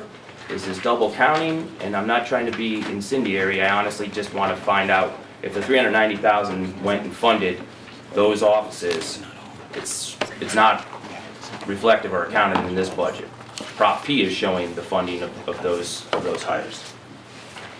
Well, the part of this money hires some, but not all. So that's what this is. Yeah. That 390 was used to hire a community engagement officer. Okay. And then we were going to have some witness and diversion individuals. We're still looking to hire some of those, but we've used some of that money and to hire those particular positions. But the community engagement officer is showing that there's one hire, and that's reflected in the Prop P line items here. So there's just one community engagement officer, correct? Yeah, but we have other community engagement programs as well. So the 390 was funded for programmatic activity. Correct. Can we get the detail on that? Yes, absolutely. What those expenses were? Okay. I'm having a hard time reconciling where the 390 went. So any backup, if it was operational programmatic funding, I would appreciate seeing that. Because I don't think the taxpayers had in mind when they wanted to burden themselves with another half-cent sales tax, knowing that there was a supplemental appropriation prior to that vote and that tax increase, that those offices could have been funded.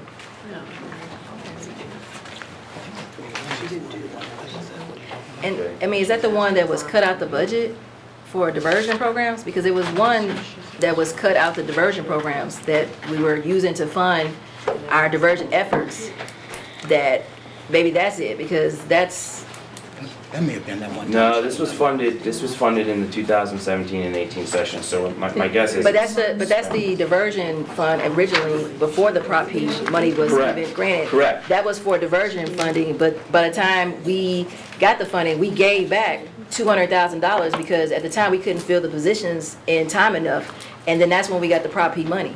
Yeah, see, that's why I So we believe, gave I just want to $200,000 see back the detail because on of that. the I don't use of see that. where the 200,000 came back. Well, I know we that did. I remember well, that. Well, maybe this is maybe not your problem, but this bill So reflects that money was that given back. that we paid those other offices. I'm not sure that's true. No, it that was the money true, because I given remember back. the 390 that was taken out of the budget. This was before Prop P, because we were asking to support our diversion programs, because like I said, a lot of the grants were going away, and we asked to support that.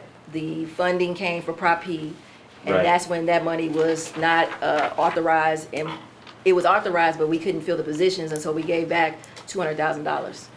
Okay, and then magically after Prop P's passed, you were able to fill the positions? We fill some of the positions, but we also have more positions we fill. As diversion continues to expand, we still need personnel to continue to grow the program. Yeah. We only have so many people initially because we only have so much funding, but as this money, we're expanding our case managers, we're expanding our personnel for diversion because we have more programs we want to create. Okay. So maybe just seeing the backup and the detail and the accounting and the journal entries around that 200,000 that came back, or whatever ledger you all have in your office, I would love to see that detail, just so I'm straight with it. I appreciate that. And that was that one-time supplemental, I do remember that. Yep. That was basically given back. Okay. While we're on still Prop P a little bit, there's $300,000 listed in the line item for professional services. What's that money being used for? I am in, yes. That is 5659, and that's used, in the past it was used not only to pay Pail, but it's used to pay for all our other consultants, as well as our computer needs, consultants, and for Pail, which is our prosecutors by Pail. Okay. What type of consultants, and this is a question that this committee's asked every department, or at least I've asked every department that's come through here, because I think there's real money to be saved around these outside contracts and consultants. So what type of consultants does the Circuit Attorney's Office engage to do its normal course of business? We have a public information officer that is the person who deals with all of the requests from the media, as well as response to the media that we overwhelmingly get every day. We also have an IT consultant, efficiency consultant that looks at how we can streamline our processes so we can save money to use money for other things and other programs.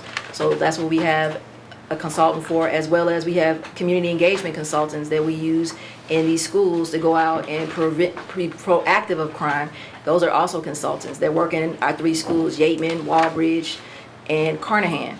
It's a pilot program we're creating that hopefully we can get more stable grant funding that we can expand it to all the schools in the city of St. Louis, because we see how successful it is. Okay. Got it. Thank you. So I would like to just really quickly have you respond to, I also sent out in your packets this handy little chart. If anyone wants to take a look at that. I'm always better with less words and a little more numbers and visuals, so I just wanted to bring this up. This has been something that other committee members have brought up as well, is the expenses around contractual and other services. So, I mean, does anything stand out to you as an anomaly? And I'm looking at this one here, this big bar chart, in the way that contractual and other services have been spent throughout the city. Just in case the audience can't see, effectively this is a chart that reflects the average. I pulled the last 18 years of budgets around contractual and other services and the cost of those. On average, for the last 17 years, they have averaged, this is the total category of contractual and outside services. $297,000 has been the average from 2000 to 2017. In 2018, the total was $616,000. of which a little less than half of that was specifically for line items around legal services and professional services. Year to date, we have actuals of 2019, $562,000 for the entire category, of which half, a little less than half, is about also in the line items, the specific line items of legal fees and professional services. I think this is a telling illustration, and I just would like you to speak a little bit to why the rise in those costs have eclipsed what have been 17 years of steady analysis, or 17 years of steady expense around those categories. I mean, I would think that you understand that with the increased scrutiny of our office and the issues that we're dealing with, that we have to have contractual services because of the repeated conflicts that the city council has created by taking sides in different issues that I can't go into. So that's what the increase of contractual So services. these are costs in defending against litigation, effectively. Yeah, And that's why I the would big love jump to- exists. I would love to see the cost also in par with the police department and civil suits that increase in terms of post Mike Brown that we also have. And then this committee is also approved of $2 million of additional funding for legal representation for police officers to be put in my budget also, Sure. because with this increased litigious area that we're all in, the circuit attorney is also going to be a part of those litigious areas also, and we should be funded I appropriately. would agree with you, and I would respond to that I think during the course of business, those are budget items that are reflective of, we know police officers are going to get sued. We know certain departments in certain areas within the city are going to get sued. It is unprecedented that we've had a special prosecutor investigating the circuit attorney's office and the ability for 5 outside firms to be hired to defend it. I would say that's an anomaly. And that's not just it. We also are paying for this dwindling infrastructure I'm talking to you about. We had to put in wireless capability so we can have move to a paperless office. I So understand. we're doing a lot of upgrades that most offices would be funded because, we don't have this unlimited budget to take us from the 70s to put us into 2019, and you want us to be tough on crime and to keep up with crime, but we were working with 1980s type technology. So if we want to be an appropriate office that keeps up with the 2019, we have to upgrade our infrastructure. So it's a lot of costs that previous administrations basically kicked the can. And now I'm at the point where I have to deal with these infrastructure issues that it's come to a head. And so that's why this increased contractual cost, because now to make us innovative and to make us more efficient, I have to hire consultants for computer specialists to upgrade and to merge different computer technology capabilities so we can run an efficient office to keep up with the police department, because they have an unlimited budget of technology. They get cost of equipment from many different sources, but as you know, I'm limited by the budget, and we have to Sure. make do with what we make do with. I mean, with all due respect though, Madam Circuit Attorney, these increases are not so much reflective of technology. They are specifically the line items of legal services and professional services. No, that's not true. Yeah. We haven't paid any of that, but $1,110. So that's not reflected. They're of appropriated in legal those costs. line items though. And I have, say that again, $1,000, $1,100 is all that's been spent. $1,100, which was able to be approved to be paid for. Of course, we have more legal bills, but that's up for litigation right now, and I can't speak to this. This is not the proper forum. Sure. But we also have other lawsuits that we deal with. This is not the only lawsuits we deal with. We have many lawsuits that come against us in normal course of business that we are a part of. Yeah, but every day. none that would reflect these trend lines. I mean, without a doubt, within the 20-year span, I mean, this has been the average What's been done of the 20 years office. ago, you can't compare it to what's done No, now. that's exactly what you can, because that's the only way that you can pivot to can't. good policy It's and a different government is to say, environment. where have we been before and where are we? Evaluating and analyzing trend lines is important as a part of government. I certainly never concede that. So, to the extent that we are facing some uncharted territory, I think it's important that we speak to that, is all. Now, you've said that only $1,000 has been spent, but there's been 2 additional transfers from E&A that you've requested. I think one has been transferred. It was $80,000 from an April. I'm under current litigation, so you I can't talk about can that. Speak to the transferring of more money. And as you legal know, that services. transfer is under litigation that I can't speak to. I mean, I don't know that, but think the I committee will think you take your do. word for it. I think you were the one who wrote the letter I to think the start this committee will off, take so I that think you word do. for, I think the committee will take your word for I that. think you do. Last thing I just want to talk about, and I appreciate everyone's patience here, and maybe you can't speak about this either, but there is a temporary restraining order, and this is how this all crescendos. This, I think, is the apex here, the point is, there's a temporary restraining order not for the city not to pay any legal bills, legal service, professional services with the Circuit Attorney's Office. This is a judgment here, Judge Moriarty. Is there anything you can comment on this? It's a current litigation. Okay. I think it's important for every committee member to read this, which is taxpayers are footing the bills for unprecedented transfers. And with that, I thank you for coming in and I appreciate your time. I have no further questions. Thank you, Mr. Oldenburg, for a thorough presentation. Thorough digging in. You gotta love the young finance guys. All right. Alderman Boyd, your turn. Okay, what I'm asking, what I'm seeing is, since your predecessor, crime is literally doubled, am I correct? Since your predecessor, the crime rate has doubled, so your caseload has doubled. No, actually, I think the complexity of crime has doubled, So, but not okay. the crime rate. Actually, we're down 16%. But Okay. it's still not enough, so I'm not saying But it's the enough. crime has increased and the caseload has increased for your staff. I think the right appropriate framing is the complexity of the caseload has increased and the more violent crime has increased, like you're saying, so yes. Okay, and so, but you have half the staff than what you had from the beginning when you started, because you have lost staff. Well, we've lost staff, but we replaced most of the staff, and historically, the office previously has never been funded at the 60 attorneys. They're always a little Okay. bit under, because, so it's still, we're similar in that instance, so we're no different. We're not underfunded to the point, but it's, like we said before, attracting individuals to these positions who have experience, which are manager positions. Those are a more experienced prosecutor. Okay. They take a certain skill level, and then to immerse themselves in a high volume, high pressured situation as the city of St. Louis that tries more cases, we have to try to attract individuals who are getting a higher salary in another jurisdiction to work harder for less money. So we're going to fill those positions, but that's been the problem with attracting people. And so technically, your office is a training center, because that's what I look at it is. You training them to go to bigger and better things.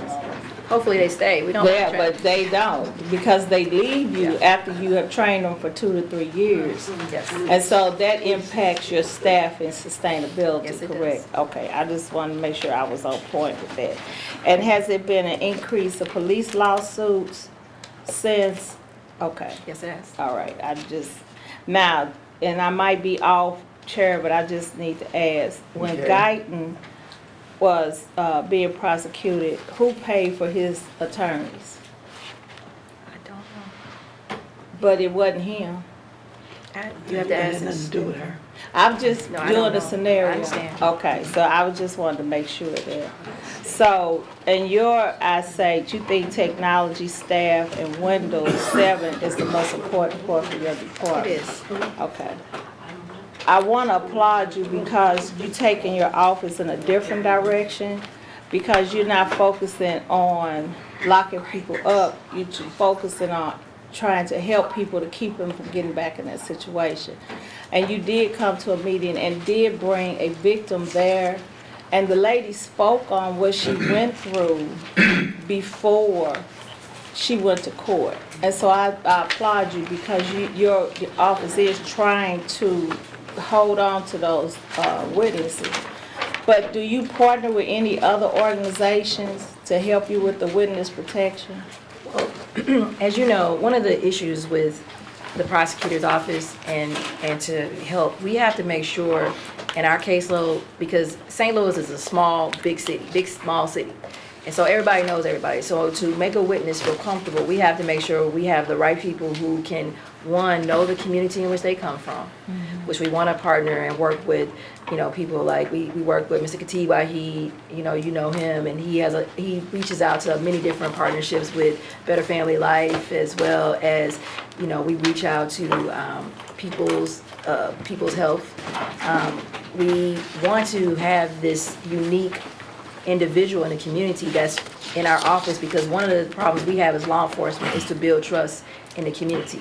So when you work with other organizations, we want to work with them, but we also want to develop that infrastructure, because to deal with our unique caseload, victims are afraid of talking about their case with anybody other than our office. So we have to build this capacity outside of the community, because we want to place a prosecutor as well as the victim and witnesses out in the community, so they will feel comfortable coming forward, be comfortable to report crime, as well as to go forward with a case. And so that's our ultimate goal. So we work with individuals in the community like yourself, and I talk to you all the time, and Sankofa organization, but we want to develop the knowledge base to really deal with our unique experience that victims are afraid.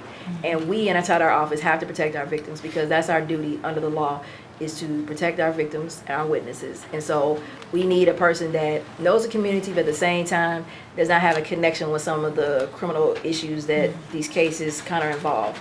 So it's hard to find those individuals. We do have people that are willing to work with us, and we're going to hire people soon, but it's a unique skill set that we're looking for. That is a law enforcement personnel we want to work with, because it's dangerous out there. I mean, we have to go where people don't want to go. We want to go in the community, so you have to be trained as a law enforcement person. So we're trying to attract a retired police officer who has the experience of working with victims and witnesses. That's why I really love the gang intervention compliance unit, because those are the individuals that are on the streets, know the communities, kind of help people in many different ways, as well as holding people accountable. But you also have to have that trained social worker that's out there that can provide those services, know how to hook people up, at-risk people with the right needs right away. And so that takes skill and that takes training, and we're working with individuals to develop that capacity, because we want to make sure we have a law enforcement personnel as well as a social worker who knows our community. Thank you. No further questions? No, that was it. Alderman Clark Hubbard. Well, I get teased about this a lot. I never have questions. I'm always last, but certainly not least. But since I am last, my questions are always, most of the time, asked. So, and even stuff I don't think about. And I also now see why I'm never asked about your office, because I'm not part of a lot of this information, clearly, by being a freshman alderman. And it's public information, and I'm glad this is all taped, that I support you and I support your office. And I, not because I like you, but because I believe in the work you're doing, because I've taken the time to come out and tour your office. And I've also been out in the community with you. So I believe in you. I want to encourage you. I want to encourage your staff that's in the room. I don't know anybody that could do the work you're doing on this budget and dealing with the issues and the concerns that you have been dealing with before, that not only we've been dealing with before, the office has been dealing with before you got in there, and to have to take it over and turn it around. So again, I want to encourage you. I don't have any questions about this information, because I was just passed it out, and I mean, we asked you to be accountable. So I would think that we would, all due respect to my colleague, you could have told us a little bit, Tom, so that we would know and be able to research and do some of this, so that we would be able to ask the same questions that other people are, when we've given the budget and we're able to go over the budget and look through the line items like other people have, just before, but maybe that's why this meeting got pushed back. I don't know, so that stuff like this could be put together. I don't know, but with that being said, again, publicly, I want to make sure that you know that I want to support you and help you in whatever space and position I can. As a freshman alderman and as being new to this process, period, that I want to help you, because I know the numbers. I know you have the numbers, because I visited your office and I've seen the presentation. I know you have the numbers, but beyond that, I've spoken to people, to witnesses and people in the community, that even ones that were a little disenfranchised at first, you come to the meetings, you speak to them. I mean, you assure them before and beyond, you know, that the office is there to support them. So thank you for all you do.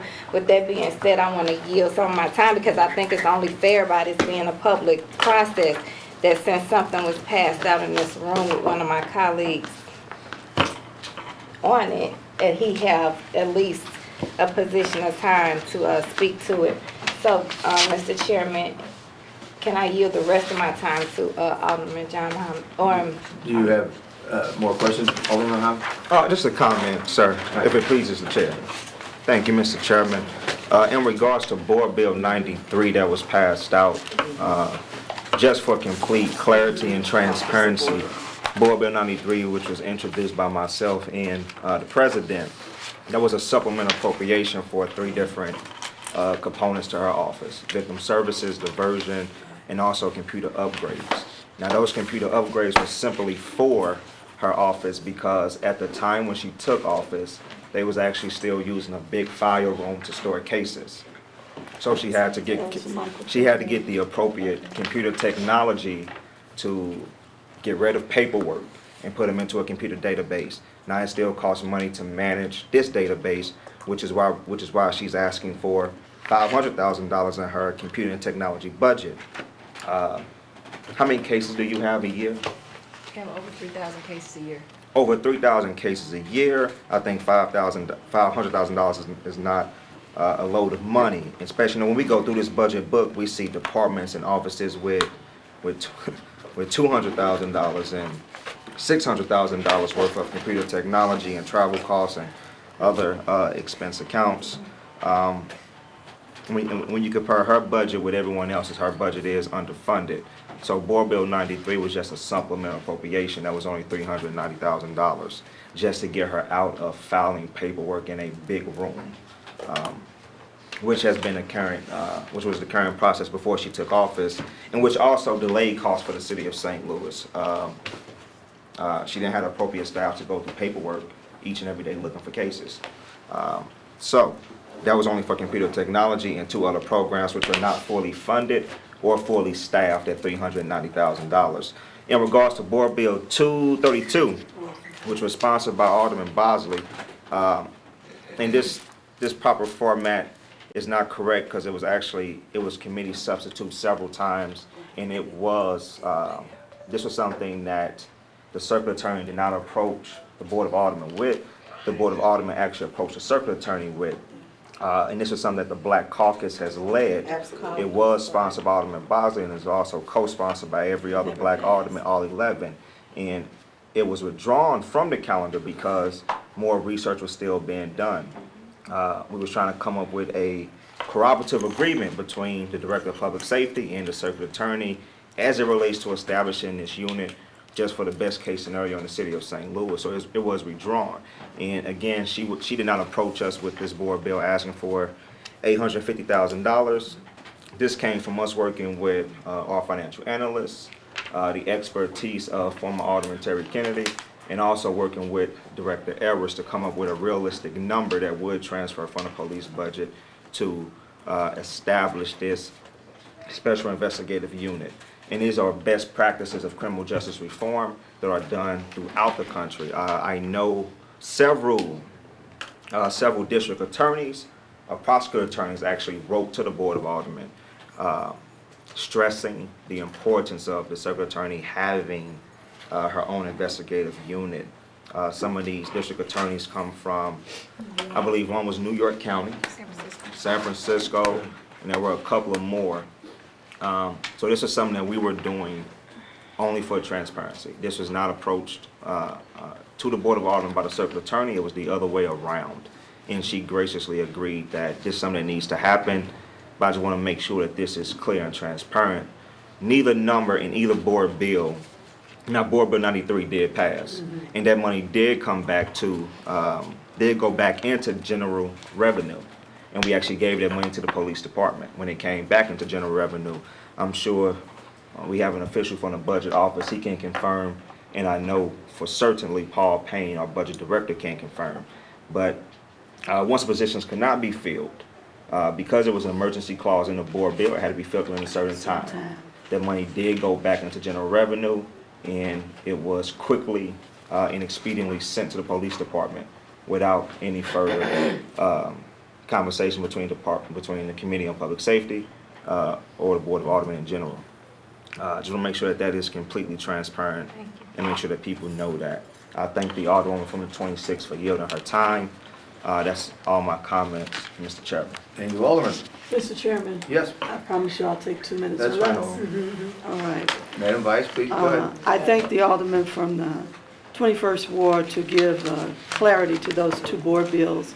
I didn't want anybody to believe that those funds have been appropriated and not used properly, but to identify what was in Board Bill 93, the Circuit Attorney's Office found a way to implement those things that were in the board bill without the additional money, and we have good results.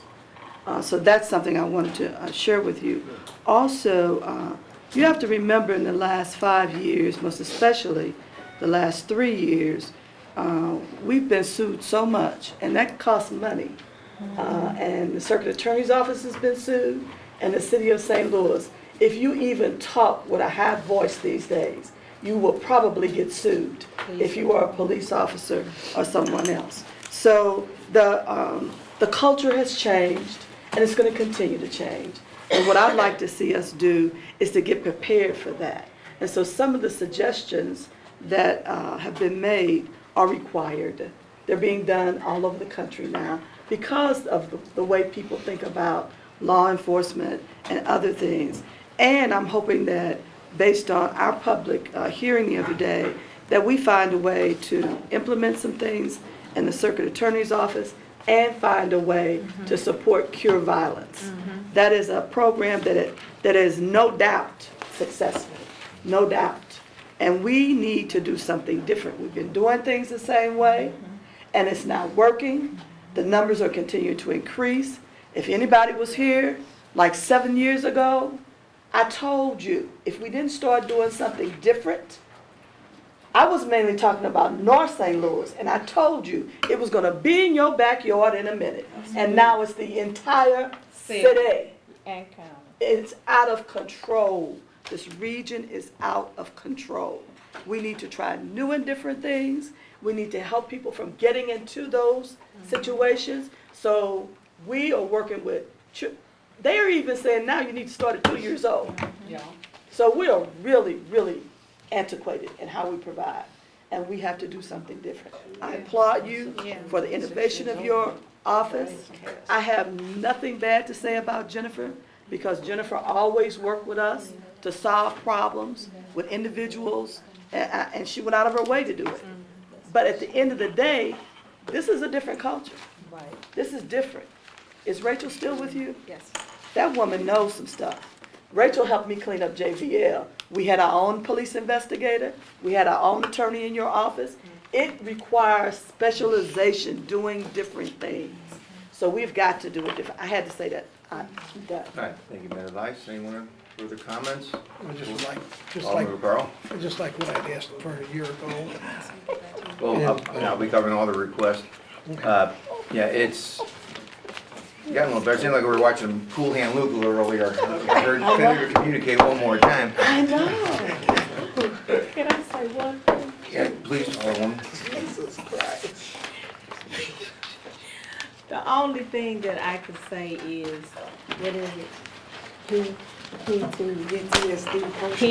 PTSD.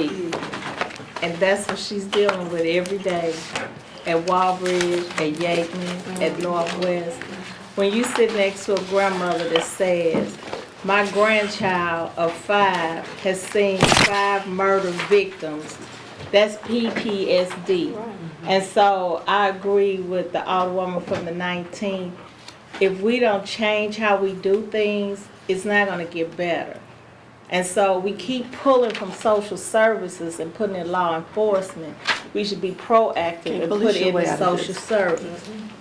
Because we can't look for police to police. We have to be proactive to start dealing with the issues that are in the communities. So thank you for what you are doing. Thank you. Okay. Thank you. So what we're dealing with is looking at the request that we had. I think part of that was a breakdown of Board Bill 93. I'd still like that to be included, even though it was covered very well here, just so we have it in front of us. The line items you requested in your statement, we'd like to have that in there. All those breakdowns, we prefer to have them before the end of day today, at least by email. We do have a 10 o'clock meeting tomorrow, which we're going to start the increase and decrease process. So not to put you under the gun, but I again don't know what happened last week. We were ready for you last week. Your documentation, your office was notified. We were here waiting, but no one showed up. Well, I'm gonna say that's not true, because we weren't notified. I have a letter from my secretary that was sent to your staff. We have no letter so- from yours, well, we have no letter, and I'm just gonna provide you clarify a the copy with record. that. I just got a letter today, actually, I have, that talked about this meeting, but we never had requests, and so I'm not gonna let, and excuse me, Chair, I'm not arguing with you, I just don't want to be characterized as me missing a meeting that I knew about. I That's was not just true. I was surprised. I have a copy, and I believe my secretary has had phone confirmation from your office a week before, so. Well, we have had no conversation with your Okay. office, and we try to make conversation with your office, but we're quickly dismissed to try to make sure we notified you that that must have been a communication issue on Right. either part, and we haven't got notice. Okay. One of the things that came up, you're asking for the CTO position to be done, and it sounds like you have someone, a high-level attorney you have in your office. What is the salary of that high-level attorney at this point? And what would the salary be if he's made a CTO officer? Do you have that? If not, put that in the information you're going to send us also. Because apparently you have people in your office that would be getting a raise, is what I'm curious about. Does that mean you'd have the deputy warrant officer, someone in your office you say you like to hire from within? So the salary for these two people, you don't have to give their names, but their salaries. Okay. I'm not asking for any names. Right.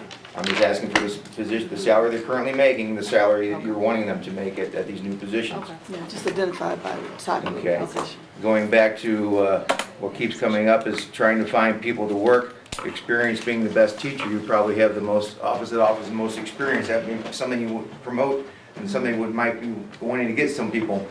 We're working on that, I know, in the personnel committee as far as trying to get rid of the residency ruling, because I think everyone wants to be a cop in the city of St. Louis. Everyone wants to be a fireman in the city, because they get the best experience and it's a good job. It sounds like this is a good job for someone who wants to be in this position and wants to be a criminal attorney, because there's nothing better than doing a job. If you're a plumber, you want to dig ditches and lay pipe. You don't want to sit in the office and put your feet up, Let's try and see if that's a way of working some educational with these colleges to some sort of program where these guys can come out and benefit from the experience. I will take the lead on that, because I'm That was already bad- on bad that advice. path. It is yours. I will definitely work with you on that. We have witnesses. Yeah. And I believe that covered everything. And witnesses apparently are hard to find these days, so now we have witnesses.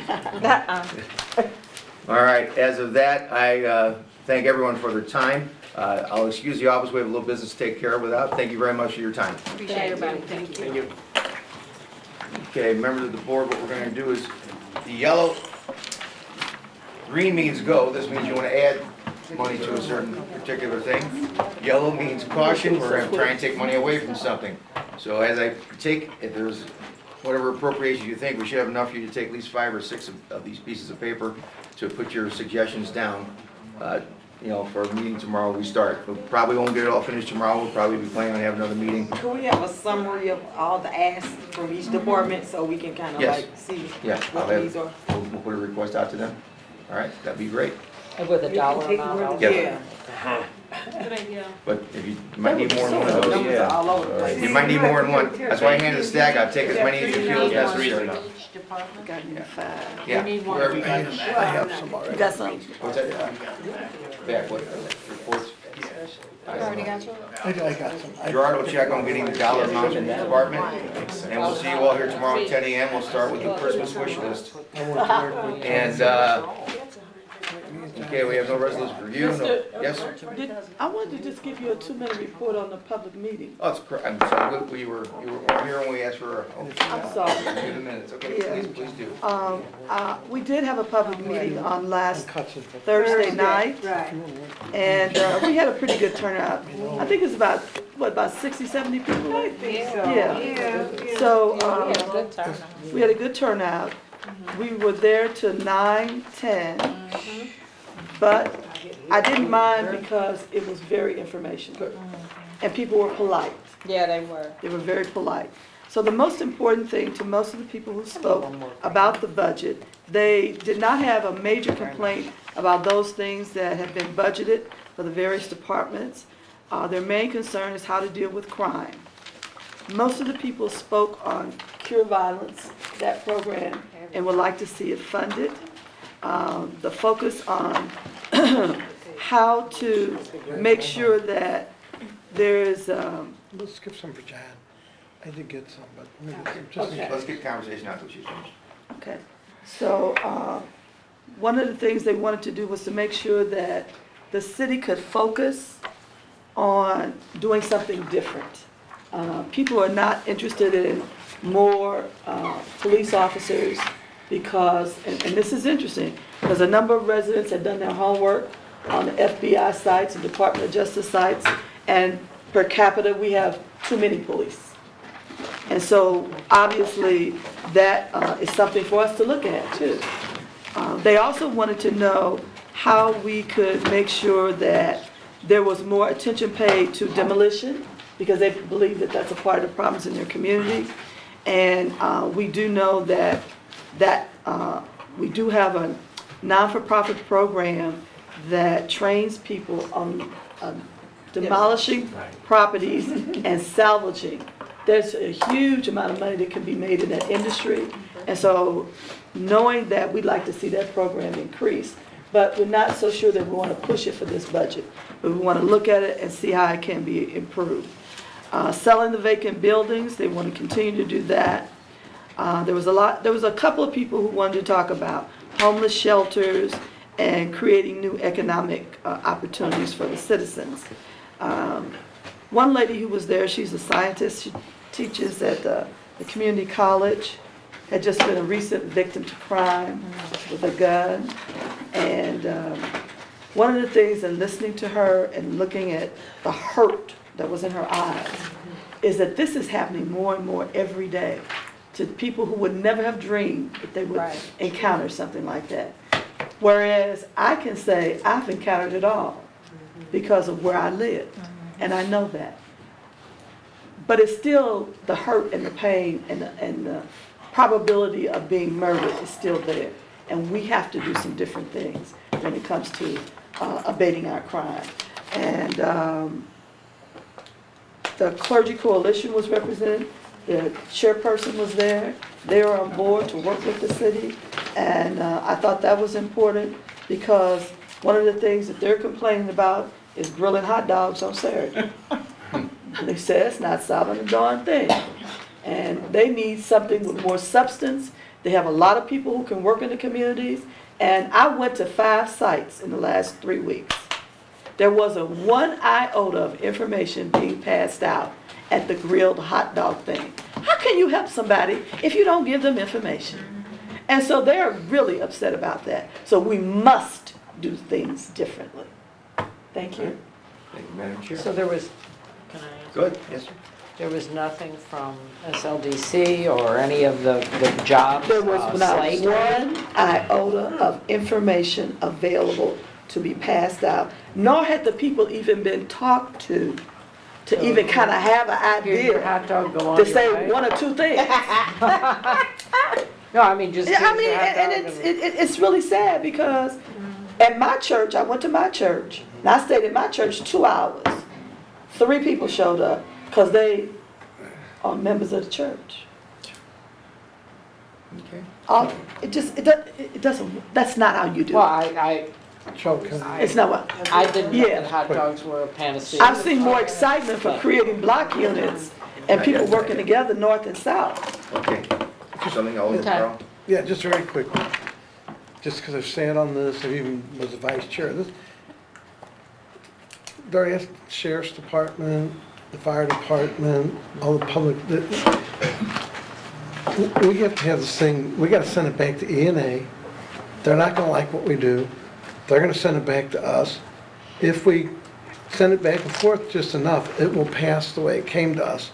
So I would say, just whatever, seems to be the most important to you, you know, because if we don't, what the little things we get, like last year we got grass cutting and a couple little things we do get, because you're not gonna get all this, I'll tell you now, but the little things we do get, we don't wanna lose if they're really important to the neighborhoods. Again, like last year, grass cutting, the extra grass cutting, we don't wanna lose it, because if we can't reconcile with E&A, we can do this and spend, this all has to be done by, turned in by what, June? The budget has to be on the mayor's desk by law by July 1st. Right, so So that's, we are just now leaving the month of May. We will start this process tomorrow. I plan on having one, maybe 2 meetings next week to get it off to E&A, and then we'll see what comes back from them. So at this point, any more committee discussion? Can we come to a Yes. consensus?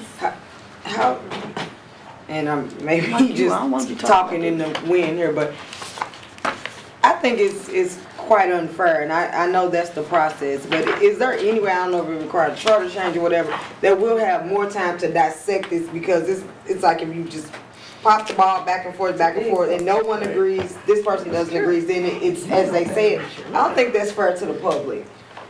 Well, and this all came about because in the old days, there was no, the budget, actually, there was no date. Go on And they would go on without the budget, and it was just even more of a disaster. So So this rough- process came about due to a worse Used to get process approved than in this. October. So this is a better process. There, you know, and the budget's, you know, it's kind of vanilla this year. There's only so much we have. Right. So we're just trying to, what we're basically doing is moving the pie around on the plate. We're not Right. throwing it around. So it is, as Alderman Carl said, time to look at what is the most important with what we can do.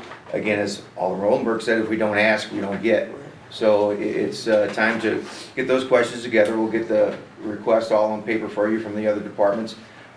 Again, we don't have to be done with it next week, but it's my history here down at the board. The sooner we get to E&A, Right. the So sooner what's we the get time back. frame from the time we get the budget books to the final day? What is that time frame? Is it get them About 90 days. Yeah, 90 days? yeah.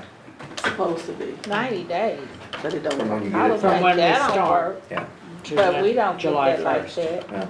Yeah. Yeah. No, you're right. No. This year was the longest ENA ever took. They waited to the exact. No, I'm saying from the time we have to make a final decision Well, we have to get July 1. it, again, the mayor has to have it on her desk Right. July 1st. by July 1. Okay. So we have to get it to E&A before So that's then. roughly Yeah, like yeah. 60 days for our process. Yeah, that's right. Right, 'cause I was. but E&A, And that's $1 billion. And they also take their time. Yeah, that's correct. E&A is not gonna have a meeting tomorrow just because we send this over. No, I understand. It could take a week Right. before they get together. Well, that's what the process is. And I'm sure if you have any questions, there's 2 people in this room that have read every page. It's probably Gerard and Tom. I know Tom did. Tom's gonna get us the summary of All every right. department. With that, our announcement is we do have a Ways and Means Committee hearing tomorrow, May 30th at 10 a.m. I'll make a motion to adjourn. Adjourn. Second. Thank you very much. See you tomorrow.